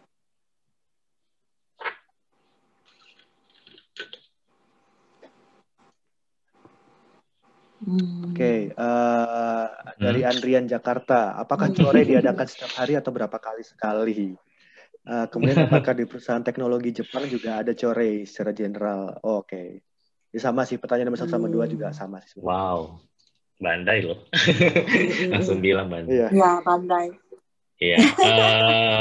Gimana? Mas Adrian boleh silakan sih bebas ya. Kalau saya sih dulu sejujurnya tiap hari. Di Indonesia saya pernah ya atau gimana? Iya, saya tiap hari bahkan ada wow gitu. Tapi ketika saya keluar dari perusahaan itu saya agak nostalgia, aduh pengen banget ya. Kita sih di kampus aja ada papan aja tuh ya buat untuk misalnya Roberto minggu ini ngapain gitu. Ya itu bukan bagian dari core, tapi kita saling berbagi informasi ya.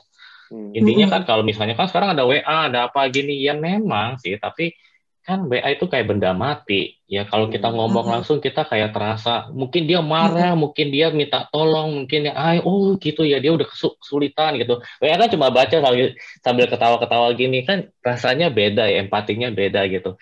Tapi core itu penting kalau buat saya sih, menurut saya sejujurnya aja saya kangen gitu tiap kalau kita di kampus kita tuh ada memang meeting ya setiap minggu. Nah itu bikin saya dia kesulitan, dia gini ngerasain direktur mengalami, ayo dong teman-teman, gini lagi COVID nih, lagi susah nih gitu ya. Jadi kita makin apa ya terasa gitu empatinya sih atau enggak ya bersimpati lah atau empati ya mungkin ya kita jadi lebih semangat lagi di situ. Tapi kalau WA atau papan menurut saya sih cuma benda mati aja. Kita nggak tahu ekspresi dia lagi gimana. Nah itu yang saya sering pengen sih, tapi kalau di Indonesia saya rasa agak berat. Tapi kalau teman mau coba silahkan ya. Komunikasi sih ya, komunikasi, berbagi informasi, terus ya share sih. Penting 5 menit, 10 menit kok. Nggak ini sih, nggak apa ya merusak jam kerja juga. Daripada kita nongkrong makan bubur dulu, ngerokok gitu ya, core lah gitu. Jadi bukan sambil makan ya, bang serius gitu kita kopi lah gitu minimal gitu. Tapi mungkin itu kalau di Jepang cultural juga sih ya. Iya, kalau sebenarnya kita bisa sih ya, nggak masalah ya. Kebiasaan juga sih ya. Mungkin kebiasaan ngobrol sebelum kerja di Indonesia sambil makan, sambil ngopi, sarapan itu mungkin juga contoh core versi Indonesia bukan? Boleh juga sih. Kopdar ya, mendadak ya gitu. Tapi boleh aja sih. Yang penting kita berbagi informasi, improvisasi yang mungkin gak Indonesia lebih guyupnya ya. Guyupnya ngobrol, ngopi, ngerokok. Ya boleh aja. Tapi kan kalau yang cewek nggak ngerokok ya kasihan ya. Tapi ya lebih santai juga boleh, nggak masalah sih. Kalau di Jepang sih rata-rata sih hampir kayak ada yang seminggu 3 kali ya, ada yang seminggu 2 kali, tergantung kebutuhan. Saya nggak tahu, saya belum pernah di Bandai, maaf. Tapi kalau misalnya perusahaan kayak anime atau apa, mereka nggak ada kayaknya sih. Mereka udah sibuk, bahkan nggak tidur ya, kerja terus gitu ya. Saya pernah lihat. Skala perusahaan yang besar, industri yang besar sekali gitu. Core-nya ini mungkin juga untuk teman-teman ya yang belum tahu.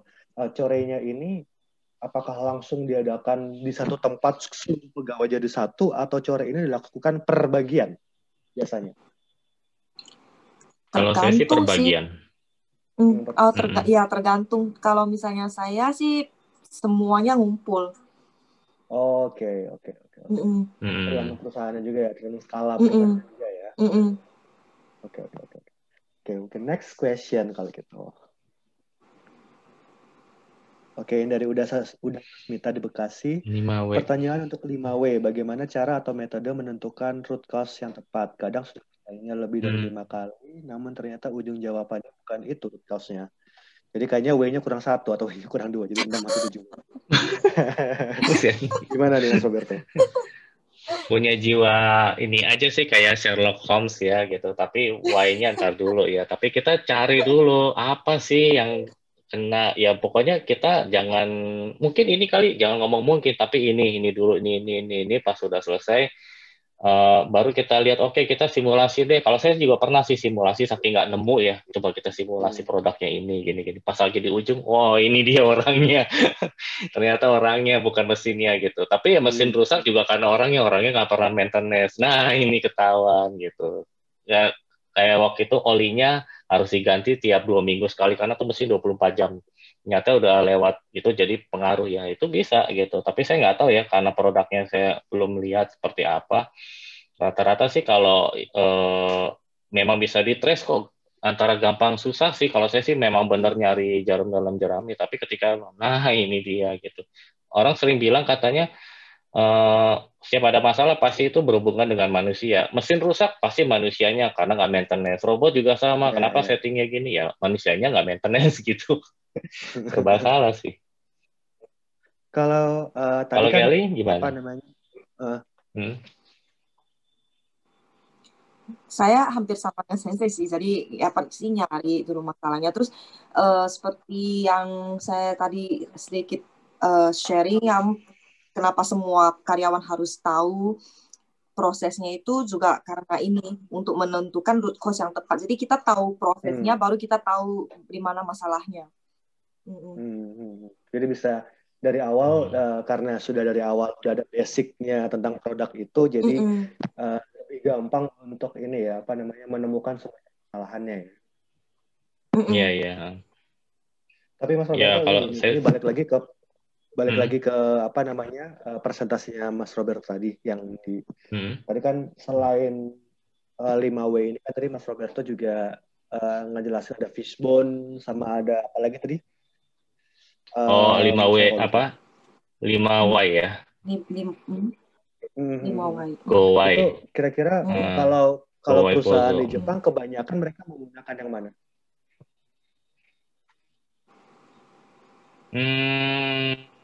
Tergantung, saya nggak suka karena kalau di komputer nggak bisa saya input ya. Kalau itu kan saya waktu presentasi lebih jelas hurufnya. Cuma jangan ngomong mungkin, itu yang saya masih ingatnya. Kamu sirena ya metik udah saya gitu ya. Jadi coba itu dulu dilihat. Kalau memang benar nggak apa ya, bukan itu masalahnya, coba cari lihat yang satu lagi gitu. Tapi benar-benar jangan bilang mungkin. Jadi kalau mungkin kan gemeter, saya keringetnya dingin banget ini. Tapi benar sih Kelly juga bilang ya, semua orang harus tahu prosesnya. Jadi memang sih kalau saya mungkin jangan purchasing nih, semua processing udah benar, mesin nggak ada masalah kok. Jangan purchasing nih, ini sangat unik banget sih. Saya base-nya udah benar, ternyata supplier kita yang salah. Supplier kita salah masukin produk, jadi pas kita potong cat ya, iya sih sebetulnya. Oke. Kita next question ya. Next question, Mas Budi minta tolong. Nah teman-teman, masih ada pertanyaan. Waduh, banyak banget. Masih ada waktu. Pertanyaannya bisa langsung dikirim ke room chat Budi Darmawan ya, nanti akan kami bacakan pertanyaannya. Oke, pertanyaan selanjutnya dari Oki Rangga Rizky Gawa, Unas Jakarta. Perusahaan yang baik adalah perusahaan yang senantiasa menjaga kualitas produknya. Sebagai konsumen, bagaimana kita menilai bahwa suatu produk, baik barang atau jasa, memiliki kualitas baik dan terjaga. Sedangkan perusahaan Jepang yang besar seperti Mitsubishi pun pernah mengalami kasus pemalsuan data kualitas produknya. Ya, susah sih Pak kalau ngomongin kasus ya. Ya pasti ada. Ini konsumen bagaimana menilai bahwa suatu produk memiliki kualitas baik dan jaga. Ini sebenarnya balik lagi ke konsumen knowledge sih sebenarnya. Iya sih. Karena ini kan udah bukan dari sisi perusahaan ya. Kalau pertanyaan ini loh ya. Iya. Ini bukan dari sisi perusahaan, tapi bagaimana konsumen bisa menilai produk itu baik. Ya komunikasikan dengan sales marketingnya. Produk seperti apa, cari tahu dulu barangnya seperti apa, kemudian ketika sudah membeli, barangnya datang, kita cek apakah barangnya sudah sesuai dengan spek yang tertulis atau yang diinformasikan atau tidak, seperti itu ya. Oke, next question. Sebetulnya sih ada juga sih kalau kita antara sadar nggak sadar ya, mungkin teman-teman pernah pakai handphone yang gambarnya ada buah-buahan itu. Itu sebetulnya itu sebenarnya saya nggak bilang produk itu jahat ya, tapi dia ada istilahnya bahasa buah jeruk ya. Istilahnya ada kata-kata planet obsolescence ya. Jadi keusangan yang disengaja. Nah, mungkin teman-teman bisa lihat. Saya sih udah nonton videonya udah agak lama ya. Di videonya bisa lihat di YouTube BBC Channel ya. Jadi itu produk itu memang sengaja dibikin supaya kalian beli terus. Kalau enggak ya kapan gua bisa untung gitu ya. Antara jahat gak jahat sih. Jepang sih nggak mau main ke situ lah istilahnya. Oke. Jadi intinya sih balik lagi ke konsumennya sih ya. Jadi bagaimana konsumen kembali ke konsumennya sih. Mengetahui tentang produknya itu sebelum membeli dan sebelum, saat, dan setelah membeli. Oke. Kemudian ini ada lagi dari next question. Oh, ini udah. Oke. Dari Albert Tangerang. Apakah dalam diskusi pencarian akar masalah di perusahaan Jepang antar bagian dalam produksi akan mendefense bagiannya agar tidak menjadi kambing hitam atau terbuka untuk perbaikan di areanya? Terima kasih. Ini internal perusahaan sih. Bagaimana? Sebenarnya balik lagi ke bagaimana perusahaan dan gimana perusahaan tersebut, case by case. Tapi kalau dari pengalaman Kelly sendiri, kira-kira sempat ada pengalaman seperti ini nggak? Iya, jadi ini tergantung budaya perusahaan tersebut. Jadi di perusahaan pertama itu semuanya open banget. Mereka itu kayak karena benar-benar yang dipakai di mata tiap hari, jadi mereka itu nggak ada kayak misalnya kabur dari responsibility gitu ya. Mereka itu semua langsung open. Oh, bagian sini butuh perbaikan, di bagian sini butuh perbaikan. Jadi nggak menyalahkan siapapun. Tapi kalau misalnya di perusahaan IT sekarang itu memang sih mencari masalah di mana, tapi juga kayak mengucilkan siapa yang melakukan kesalahan. Oke. ada gitunya ya. Celah-celah terus ya. Ada gitunya. Tapi gini juga sih. Silakan. Sempat kena juga nggak, Kelly? Sempat kena juga. Oh, sempat kena juga. Nah. Sorry, Mas Roberto tadi gimana? Mas Roberto tadi mau. Kalau ini sih memang yang sering bukannya didamprat ya, istilahnya QC nih, wah nggak beres sih, kok kerjanya nggak beres ya, pernah sih.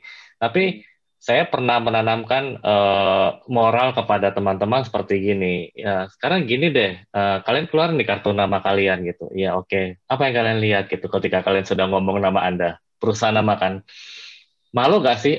Perusahaan ini kan nggak beres, ini berantakan, barangnya jelek-jelek. Malu nggak kamu mau tukar nama kayak gitu? Terus iya benar gitu. Itu saya ngomong di ratusan orang. Jadi mereka coba yang bagian manajer harus bisa memberi sesuatu. Ini kita nih perusahaan yang bisa kita banggakan. Jangan sampai kita punya image buruk ya. Jadi kesalahan satu pun jangan cuma kita nih QC disemprot mulu gitu. Ya kalian juga harus bisa mawas diri juga dong, produk Anda, lain Anda, tanggung jawab Anda gitu. Jangan bilang nanti juga diayak sama QC gitu kan. QC juga manusia walaupun cara berpikirnya Tuhan kan. Ya itu saya bilang gini. Nah, akhirnya mereka manajer mulai sadar tuh, dibikin awareness-nya dia. Jadi terus saya juga pernah ngomong sama karyawan gitu, kamu bangga nggak nanti istri kamu bilang gini, kamu kerja di mana PTA gitu, itu kan barangnya jelek-jelek gitu, kok kamu masih di situ gitu ya. Agak malu kan gitu. Jadi buat orang yang karyawan operator saya cuci otak gitu. Mau gimana yo gitu. Mau nggak kamu tanggung jawab kalau ada apa-apa? Ya makanya kita akhirnya lebih giat ya kalau kayak gitu kan. Bahkan sampai saya di Jepang kan, ini kan bukan perusahaan saya kan lagi di Jepang aja sebentar. Iya, tapi nama kamu tercoreng nanti kalau kamu balik ke Indonesia. Kamu kerja di sini, itu kapalnya tenggelam loh katanya. Aduh, ya kan malu ya gitu. Jadi itu kadang-kadang saya coba bikin posisinya dia, sosial awareness-nya dia. Jadi dia mungkin mulai ada rasa tanggung jawab makin tinggi sih. Nah kayak gitu sih kalau saya dulu ya. bukan intimidasi loh. Jadi intinya sebenarnya ini kembali lagi ke perusahaan masing-masing gimana perusahaan itu dan juga orang-orang di perusahaan tersebut. Tapi kalau di perusahaan Jepang sih rata-rata mereka open ya, maksudnya dalam artian mereka sama-sama memahami tanggung jawab masing-masing, tanggung jawab dari bagiannya apa. Jadi ketika memang ada kerusakan di bagiannya, otomatis mereka akan langsung memperbaiki itu gitu kan. Oke. Ya, budaya dan etika sih sebetulnya ya. Ya, betul. Next question, Mas Budi. Oke, ini dari Noel. Terima kasih. Apakah di era revolusi industri 4.0 mendatangkan mindset 4W1H ya, PDCA atau business culture lainnya bisa merespon revolusi industri mendatang atau akan menyesuaikan? Gimana nih? Karena kerjanya bukan 4.0 ya, masih 2.0 kali ya. Tapi kembali sih kalau intinya sih konsumen apa ya istilahnya, demand-nya maunya gimana gitu ya. Kan sekarang mungkin belanja online atau memang beli secara online gitu. Saya nggak tahu nih kalau misalnya beli kapal online apa enggak. Saya juga pasti kalau udah barang-barang besar gitu ya, apakah 4.0 berpengaruh? Justru nanti ke depan kita ini akan kehilangan kerjaan yang memiliki empati. Jadi manusia kerja udah kayak robot gitu ya. Jadi mungkin nggak perlu lagi 5W1H karena dia nggak detek semua itu robot ya, sensor semua robot. Bahkan sampai saya pernah dengar katanya ada mobil dari yang ini made in Jerman lagi. Dia tuh cuma colok USB langsung ketahuan remnya udah mau habis ngomong gini. Terus kita cuma bilang, Pak, ini udah harus ganti gini. Nggak ada toleransi gitu. Terus, Pak, boleh nggak minggu depan? Boleh nggak bulan depan? Nggak, Pak, ini udah robotnya yang baca gini gitu ya. Bingung gitu ya. Saya nggak tahu sih kalau industri ke depan ini mungkin dehumanize kali ya. Jadi justru saatnya kita bisa mendengar nih pain-nya ya, apa sih yang diingini masyarakat atau apa. Mungkin nanti ke depan nggak ada yang namanya mobil mesin ya, mobil semua listrik loh, tapi enak bunyi gini, nggak, itu mencemari lingkungan. Ya robot cuma bisa baca sensor itu. Makanan fast food mungkin hilang, karena makanan fast food itu nggak sehat gitu mungkin ya, makanannya cuma ini doang gitu ya. Saya nggak tahu deh ke depan nanti seperti apa ya. Apakah sekarang aja udah mulai ada motor listrik ya?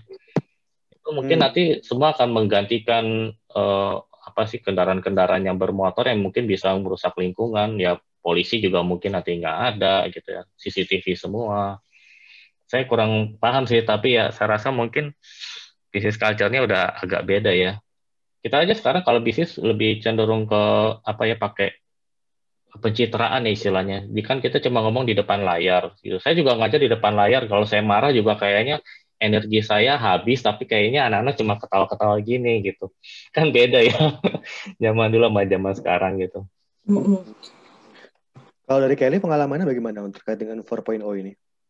Kalau misalnya kurang tahu sih kalau 4.0 ini ada pengaruh apapun. Cuman kalau sekarang di teknologi Jepang itu banyak kan pakai AI, Mas. Jadi kayak misalnya contohnya kalau misalnya seperti saya bilang mobil, kalau misalnya saya bilang sih lebih sering lihat itu SoftBank. Jadi ada robot yang jadi Tae-san gitu. Jadi saya rasa kayak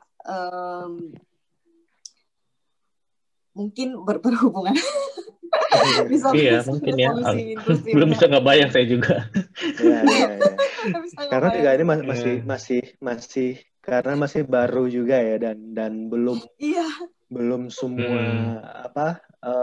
perusahaan menerapkan ini dari belum bisa bermigrasi juga ke situ. Iya, betul.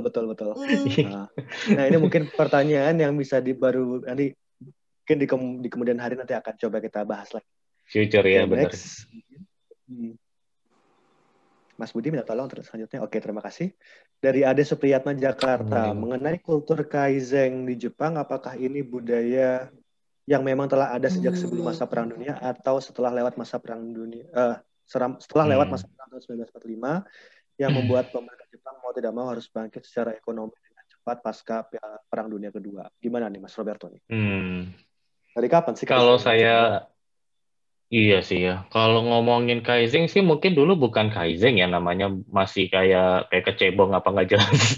Tapi ketika tahun 1600 sudah mulai ada industrialisasi, 1800 ya, ketika mulai ada industri, industrialisasi, jadi sudah bukan yang manusia, memang manusia yang buat, tapi dia nggak bikin mass pro gitu, nggak bikin mass product. Di situ dia udah mulai ada variasi, ada pergeseran, terus ada ya itu di situ udah mulai ada variasi aja kok kemarin misalnya simple dulu masih furniture atau mungkin baju gitu. Kok baju yang saya beli dari Bapak kok mudah sobek ya gitu ya.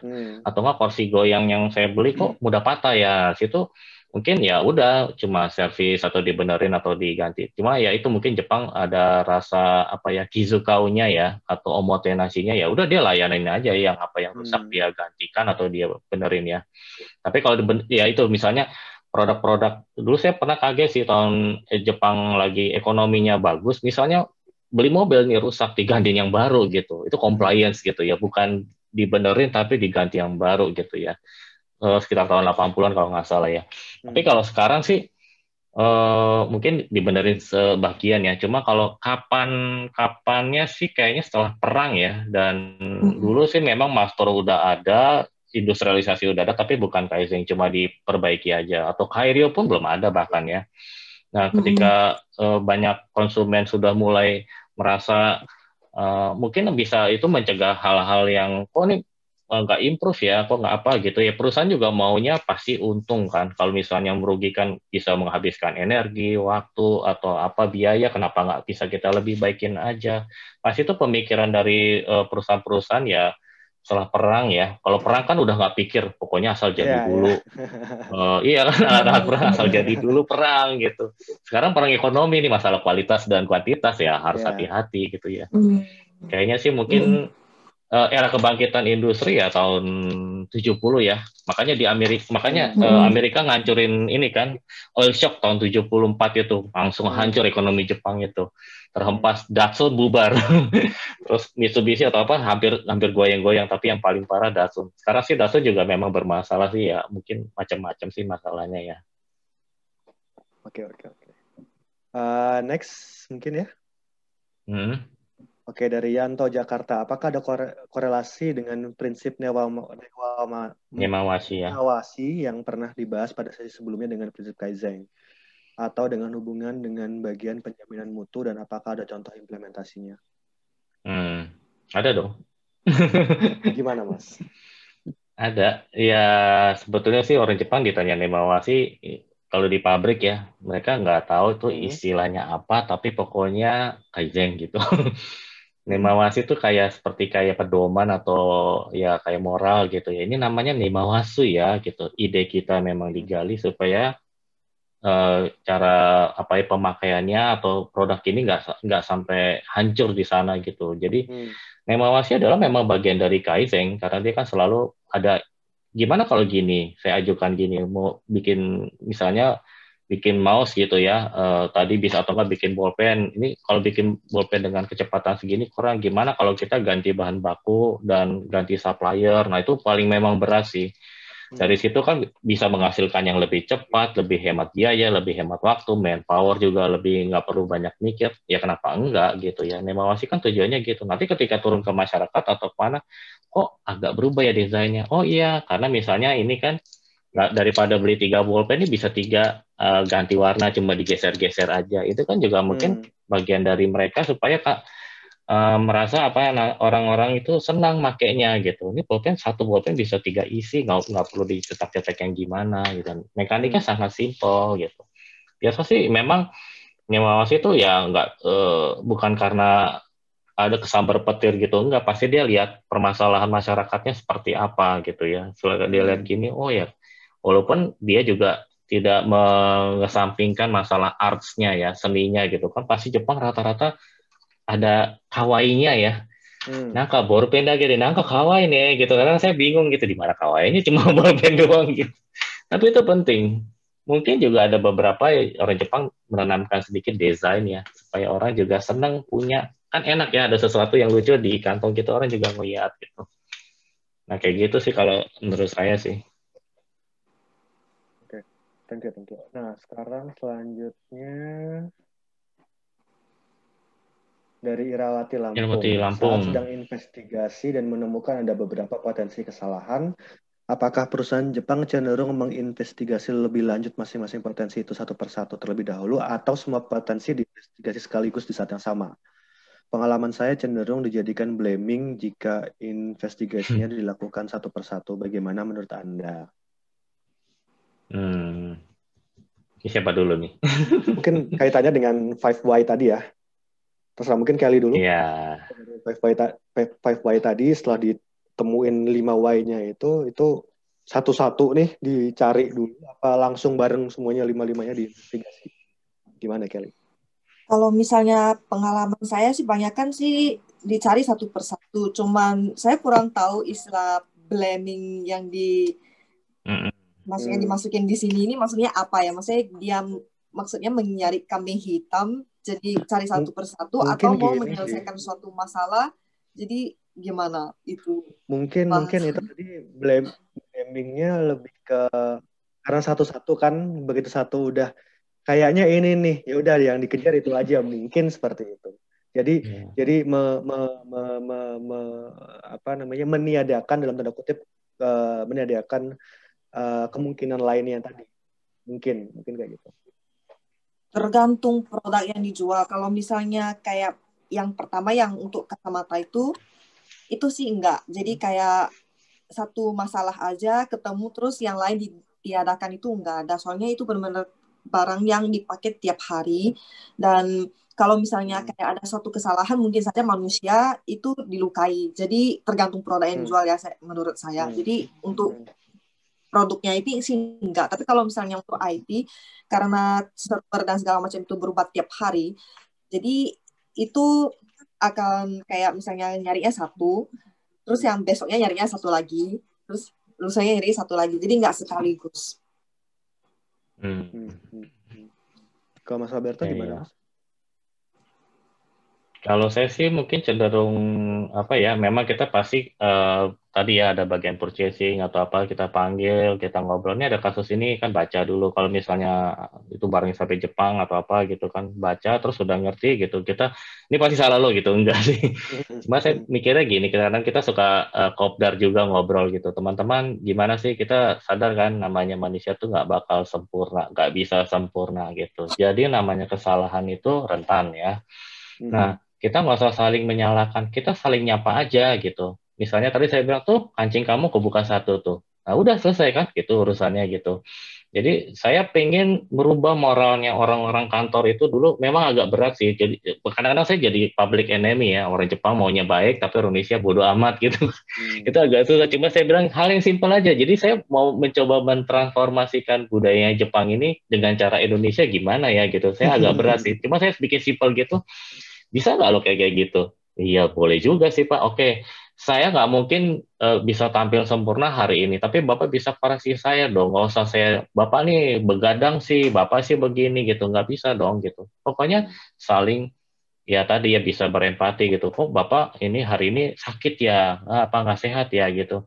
Ya dikasih tahu aja, jadi saya bisa memperbaiki diri sendiri. Ya namanya sakit atau apa kan nggak bisa self healing ya, mungkin dikasih tahu bisa ngelihat kan ya.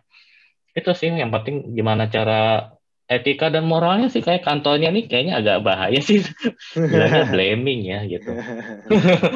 Salah nih gitu. Jadi intinya sih sebenarnya balik lagi ke bagaimana sistemnya seperti apa, itu balik lagi ke perusahaan dan juga bidang usahanya.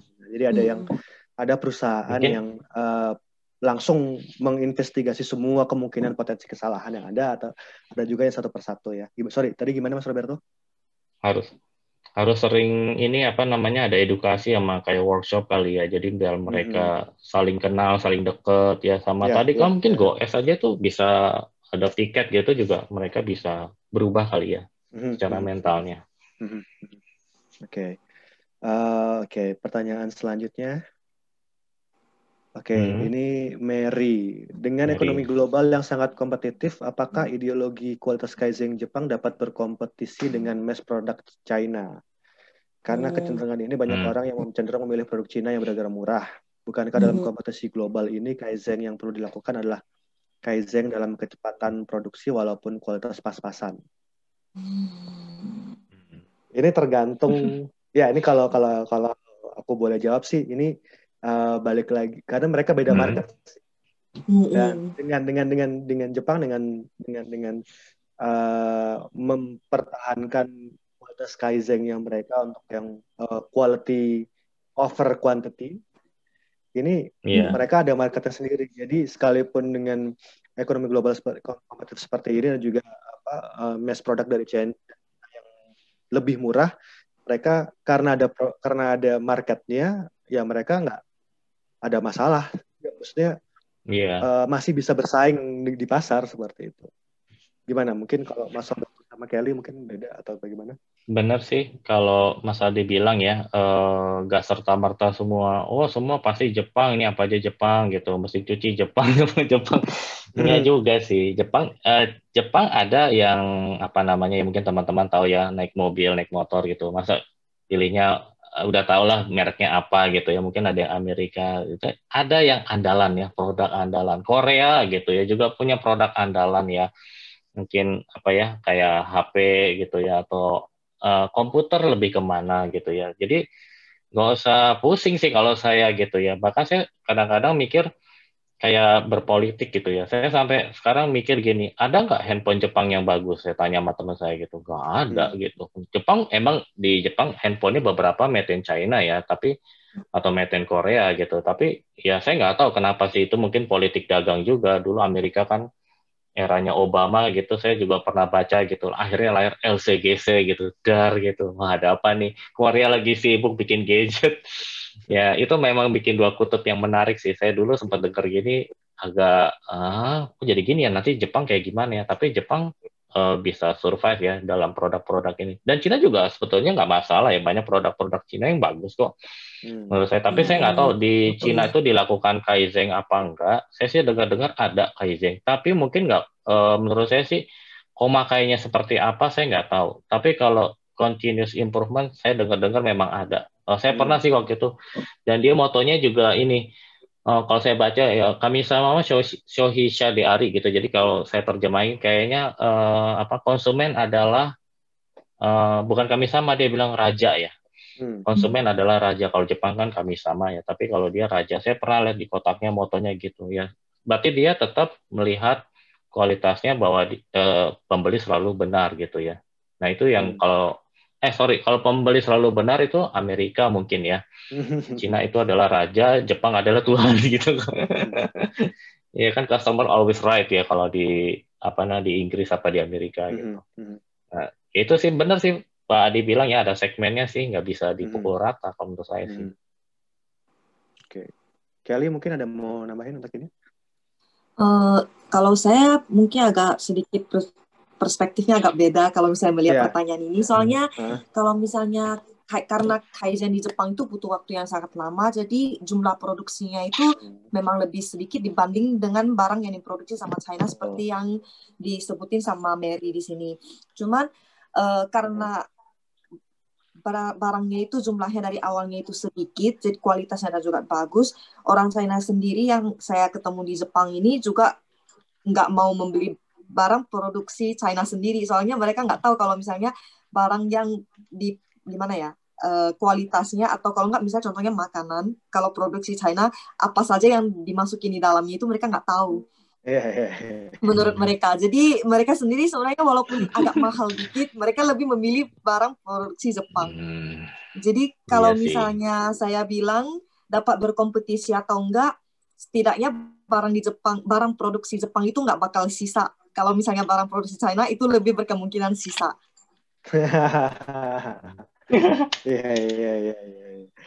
Jadi berhubungan dengan 3M, ya jadi mudah. Iya. Sebagai contoh ini misalnya saya beli ini nggak kelihatan ya, ini ada gunting saya beli ya. Gunting ini saya beli Made in China selalu lihat gitu ya. Ya mungkin ada teman-teman saya juga sih bilang gitu, ini made in China gitu. Apakah dia beli apa enggak saya nggak tahu ya. Tapi ya sebagian produk-produk Cina memang sudah produk-produk Jepang itu ya udah made in China. Tapi sekarang saya balikin gini, kalau kamu ada duit misalnya sekitar 50 juta, kamu mau ke Cina apa ke Jepang? Ke Jepang. Udah gitu aja saya diem.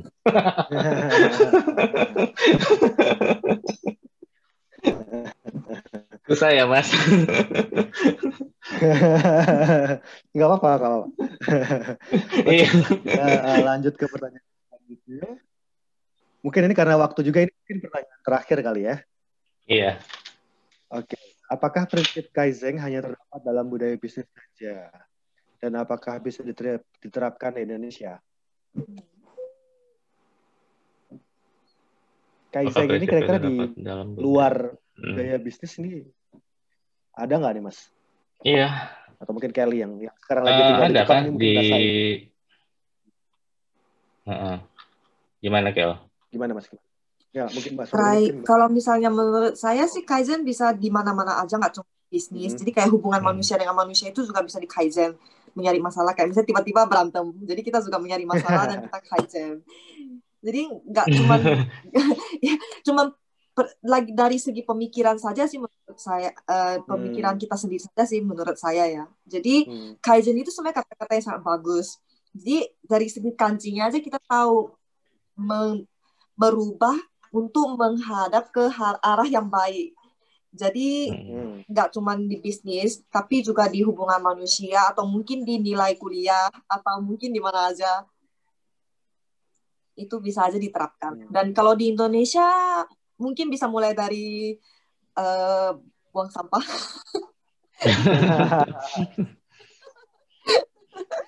Bercanda. Nggak apa-apa sih. Tapi itu benar. Benar. Tapi itu benar. Mas Roberto gimana mungkin? Iya sih kalau buang sampah mungkin ada kesadaran. Ya kita kan bisa latih ya. Mungkin orang Indonesia tadi ada 3R ya. Orang-orang yang sekolah ini apalagi sekarang lagi online ya. Mungkin harus bisa lebih tahu di rumah sekarang udah mulai nggak rapi, berantakan gitu ya. Jadi justru dari SD itu sering diedukasi gimana sih namanya seri setong tuh seperti apa. Jadi mereka kan sadar lingkungannya nanti dari mungkin hal kecil kamar dia sendiri, rumah, lingkungan dia, terus mungkin kali ya. Di Indonesia ada kok hal-hal budaya, cuma ya gimana cara bisa punya kesadaran gitu, kebersamaan ini daerah kita, bukan daerah lu, bukan daerah gua gitu. Tapi saya pengen orang-orang Indonesia ini punya kesadaran lebih tinggi lagi. Memang sih saya pernah iseng-iseng nanya penelitian, kenapa sih sekarang banyak kaki lima gini? Karena orang-orang itu orang-orang pendatang. Orang-orang pendatang itu kan ya bukan daerah gua, suka-suka saya mau buang sampah, suka-suka saya jual makanan ini beracun apa enggak, yang penting gua laku. Nah ini kan saya juga kadang-kadang kaget ya, kok gini sih? Indonesia mana motivasinya gitu ya. Justru harus jual produk, tapi dia juga nggak merusak kesehatannya, nggak merusak lingkungan ya, dan ya cuma murah aja kan, jadi kita juga serba salah gitu ya. Nah itu yang mungkin edukasi kepada anak-anak. Ini satu lagi ya, saya kadang-kadang hal konyol gitu ya. Teman saya nonton Doraemon gitu ya misalnya ya. Kok di situ di Jepang ada sampah, ada yang moenai gomi sama moerugomi ya. Jadi sampah yang bisa terbakar sama tidak terbakar gitu. Terus ya si Nobita tuh lagi lari-lari gitu. Wah, hari ini sampah yang terbakar nih gitu. Terus sampai bilang, emang di Jepang segitunya? Iya. Bahkan sampai lari harus gitu atau nggak suruh belanja gitu ya. Nobita ini sekarang belanja gitu. Anak-anak Indonesia mana mau suruh belanja gitu. Walaupun iklannya ada ya. Tapi saya sangat menarik itu hal kecil walaupun di sekolah dan masalah entertainment, karya sastra itu dia selalu ada yang mengedukasi dia supaya kita melihat ke depan ini sebenarnya banyak kok budaya-budaya Indonesia yang bisa dituangkan ke dalam apapun ya. Pendidikan walaupun di entertainment gitu ya. Cuma mungkin kita masih harus banyak transformasi nih gitu, mengambil budaya ini kita coba dimasukkan dalam kurikulum mungkin ya, karya sastra mungkin gitu. Oke. Terima kasih banyak Mas Roberto, Kelly untuk sharing sessionnya di hari Sabtu ini. Kita karena keterbatasan waktu juga mungkin segitu saja untuk Q&A kita di siang ini.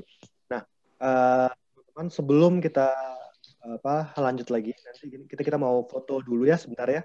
Jadi untuk teman-teman yang tergabung dalam webinar ini bisa minta tolong untuk diaktifkan videonya. Jadi kita foto bareng dulu. Oke. Kita akan ambil beberapa foto. Mungkin minta tolong Bu Daniar ya untuk mengambil fotonya. Oke, baik. Sekarang sesi foto akan saya ambil beberapa kali. Bapak Ibu boleh tolong nyalakan kameranya dulu. Yang pertama, saya akan ambil foto dari pembicara, Pak Roberto, Bu Kelly, dan Pak Adi. Untuk yang kedua dan seterusnya, saya akan ambil dari peserta. Baik, pertama saya akan ambil dulu ya sebentar. Oke, siap. Saya hitung 3 ya. 1, 2, 3. Oke, sebentar ya. Oke. Kemudian sekarang untuk para peserta. Ada 10 halaman di saya, mungkin saya akan ambil beberapa perwakilan ya. Bapak Ibu boleh tolong nyalakan kamera. Oke. Siap, semuanya senyum. 1, 2, 3.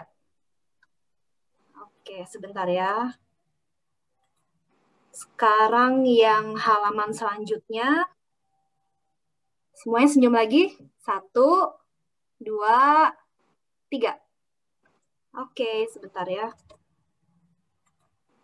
Mungkin 2 halaman lagi ya, sebentar ya. Oke, halaman selanjutnya lagi. Silakan. Oke, siap. 1, 2, 3. Oke. Ya, foto terakhir. Sebentar, saya pilih. Oke, sudah siap ya? 1, 2, 3. Oke, sudah terambil semua. Terima kasih banyak, Bapak Ibu. Oke, terima kasih Bu Daniar. Hari ini ada Yanto nih, ada mahasiswa alumnus BINUS nih. Yanto, tadi ada Noel, teman ya. Terima kasih ya Yanto. Ya. Oke, teman-teman, seperti yang telah kami janjikan di awal tadi, jadi kami akan memberikan e-sertifikat untuk webinar ini. Nah, teman-teman nanti bisa mendapatkannya setelah mengisi kuesioner yang telah kami sediakan. Kuesionernya dapat diakses melalui QR Code yang sedang kami tampilkan di layar teman-teman saat ini atau tautan yang kami sediakan di layar teman-teman juga. Jadi sampingnya ada tautan juga. Teman-teman bisa mengakses kuesionernya di 2 tautan tersebut. Dan keduanya, baik QR Code maupun tautan laman kuesioner ini hanya akan aktif hingga 1 jam setelah acara ini selesai. Jadi nanti sampai jam 1 siang. Kemudian setelah selesai mengisi, kami akan mengirimkan e-sertifikat webinar ini ke email masing-masing paling lambat 2 minggu setelah acara hari ini selesai. Jadi teman-teman setelah ini jangan langsung cabut, tapi langsung isi kuesioner dulu supaya nanti nggak lupa. Karena kuesioner ini hanya bisa diakses sampai jam 1 siang ya.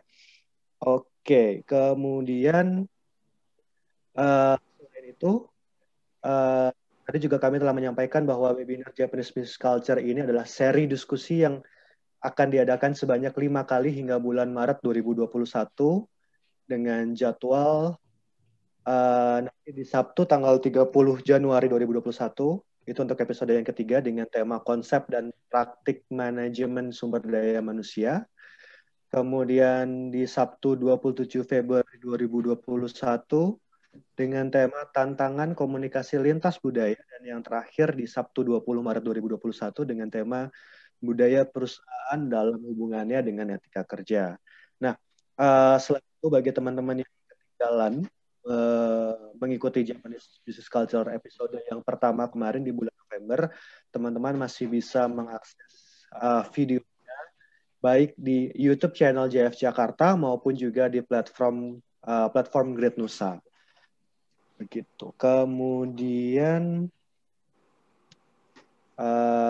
informasi lebih lanjut tentang pendaftaran untuk acara selanjutnya akan kami informasikan melalui kanal media sosial kami di di BINUS dari Instagram @greatnusa atau Instagram @sastrajepang_binus. Kemudian bisa juga diakses di website BINUS University. Kemudian untuk teman-teman yang mengakses melalui JEF Jakarta, bisa cek di sosial media JEF Jakarta, di Instagram dan Twitter @jf_jakarta, kemudian di Facebook page The Japan Foundation Jakarta. Nah, kemudian untuk teman-teman yang tertarik untuk bekerja di Jepang melalui visa SSW, Special Skill Worker, dapat memperoleh informasi mengenai ujian JFT Basic dengan mengakses semua informasinya melalui akun Instagram @jftbasic_id. Kemudian terima kasih banyak untuk setiap pembicara yang telah membagikan pengetahuan dan juga pengalaman yang sangat bermanfaat di hari ini. Terima kasih juga untuk setiap panitia yang telah mempersiapkan acara ini, dan juga terima kasih untuk teman-teman yang telah bergabung di webinar kali ini. Semoga informasi yang semua pengalaman dan pengetahuan yang kami bagikan di seri webinar Japanese Business Culture Talk Series ini dapat berguna untuk teman-teman. Dan webinar Japanese Business Culture Talk Series ini dapat terlaksana dengan baik atas kerjasama antara jurusan Sastra Jepang BINUS University dengan The Japan Foundation Jakarta dan didukung oleh Great Nusa. Nah, teman-teman jangan lupa sekali lagi untuk mengisi kuesioner untuk mendapatkan e-certificate. Setelah ini akan ditampilkan kembali linknya untuk teman-teman yang tadi kelewatan. Dan sampai jumpa di seri diskusi Japanese Business Culture berikutnya. Selamat siang, terima kasih. Semoga semuanya tetap sehat dan selalu pakai masker, menggunakan hand sanitizer dan menjaga jarak. Terima kasih, selamat siang. Bye-bye.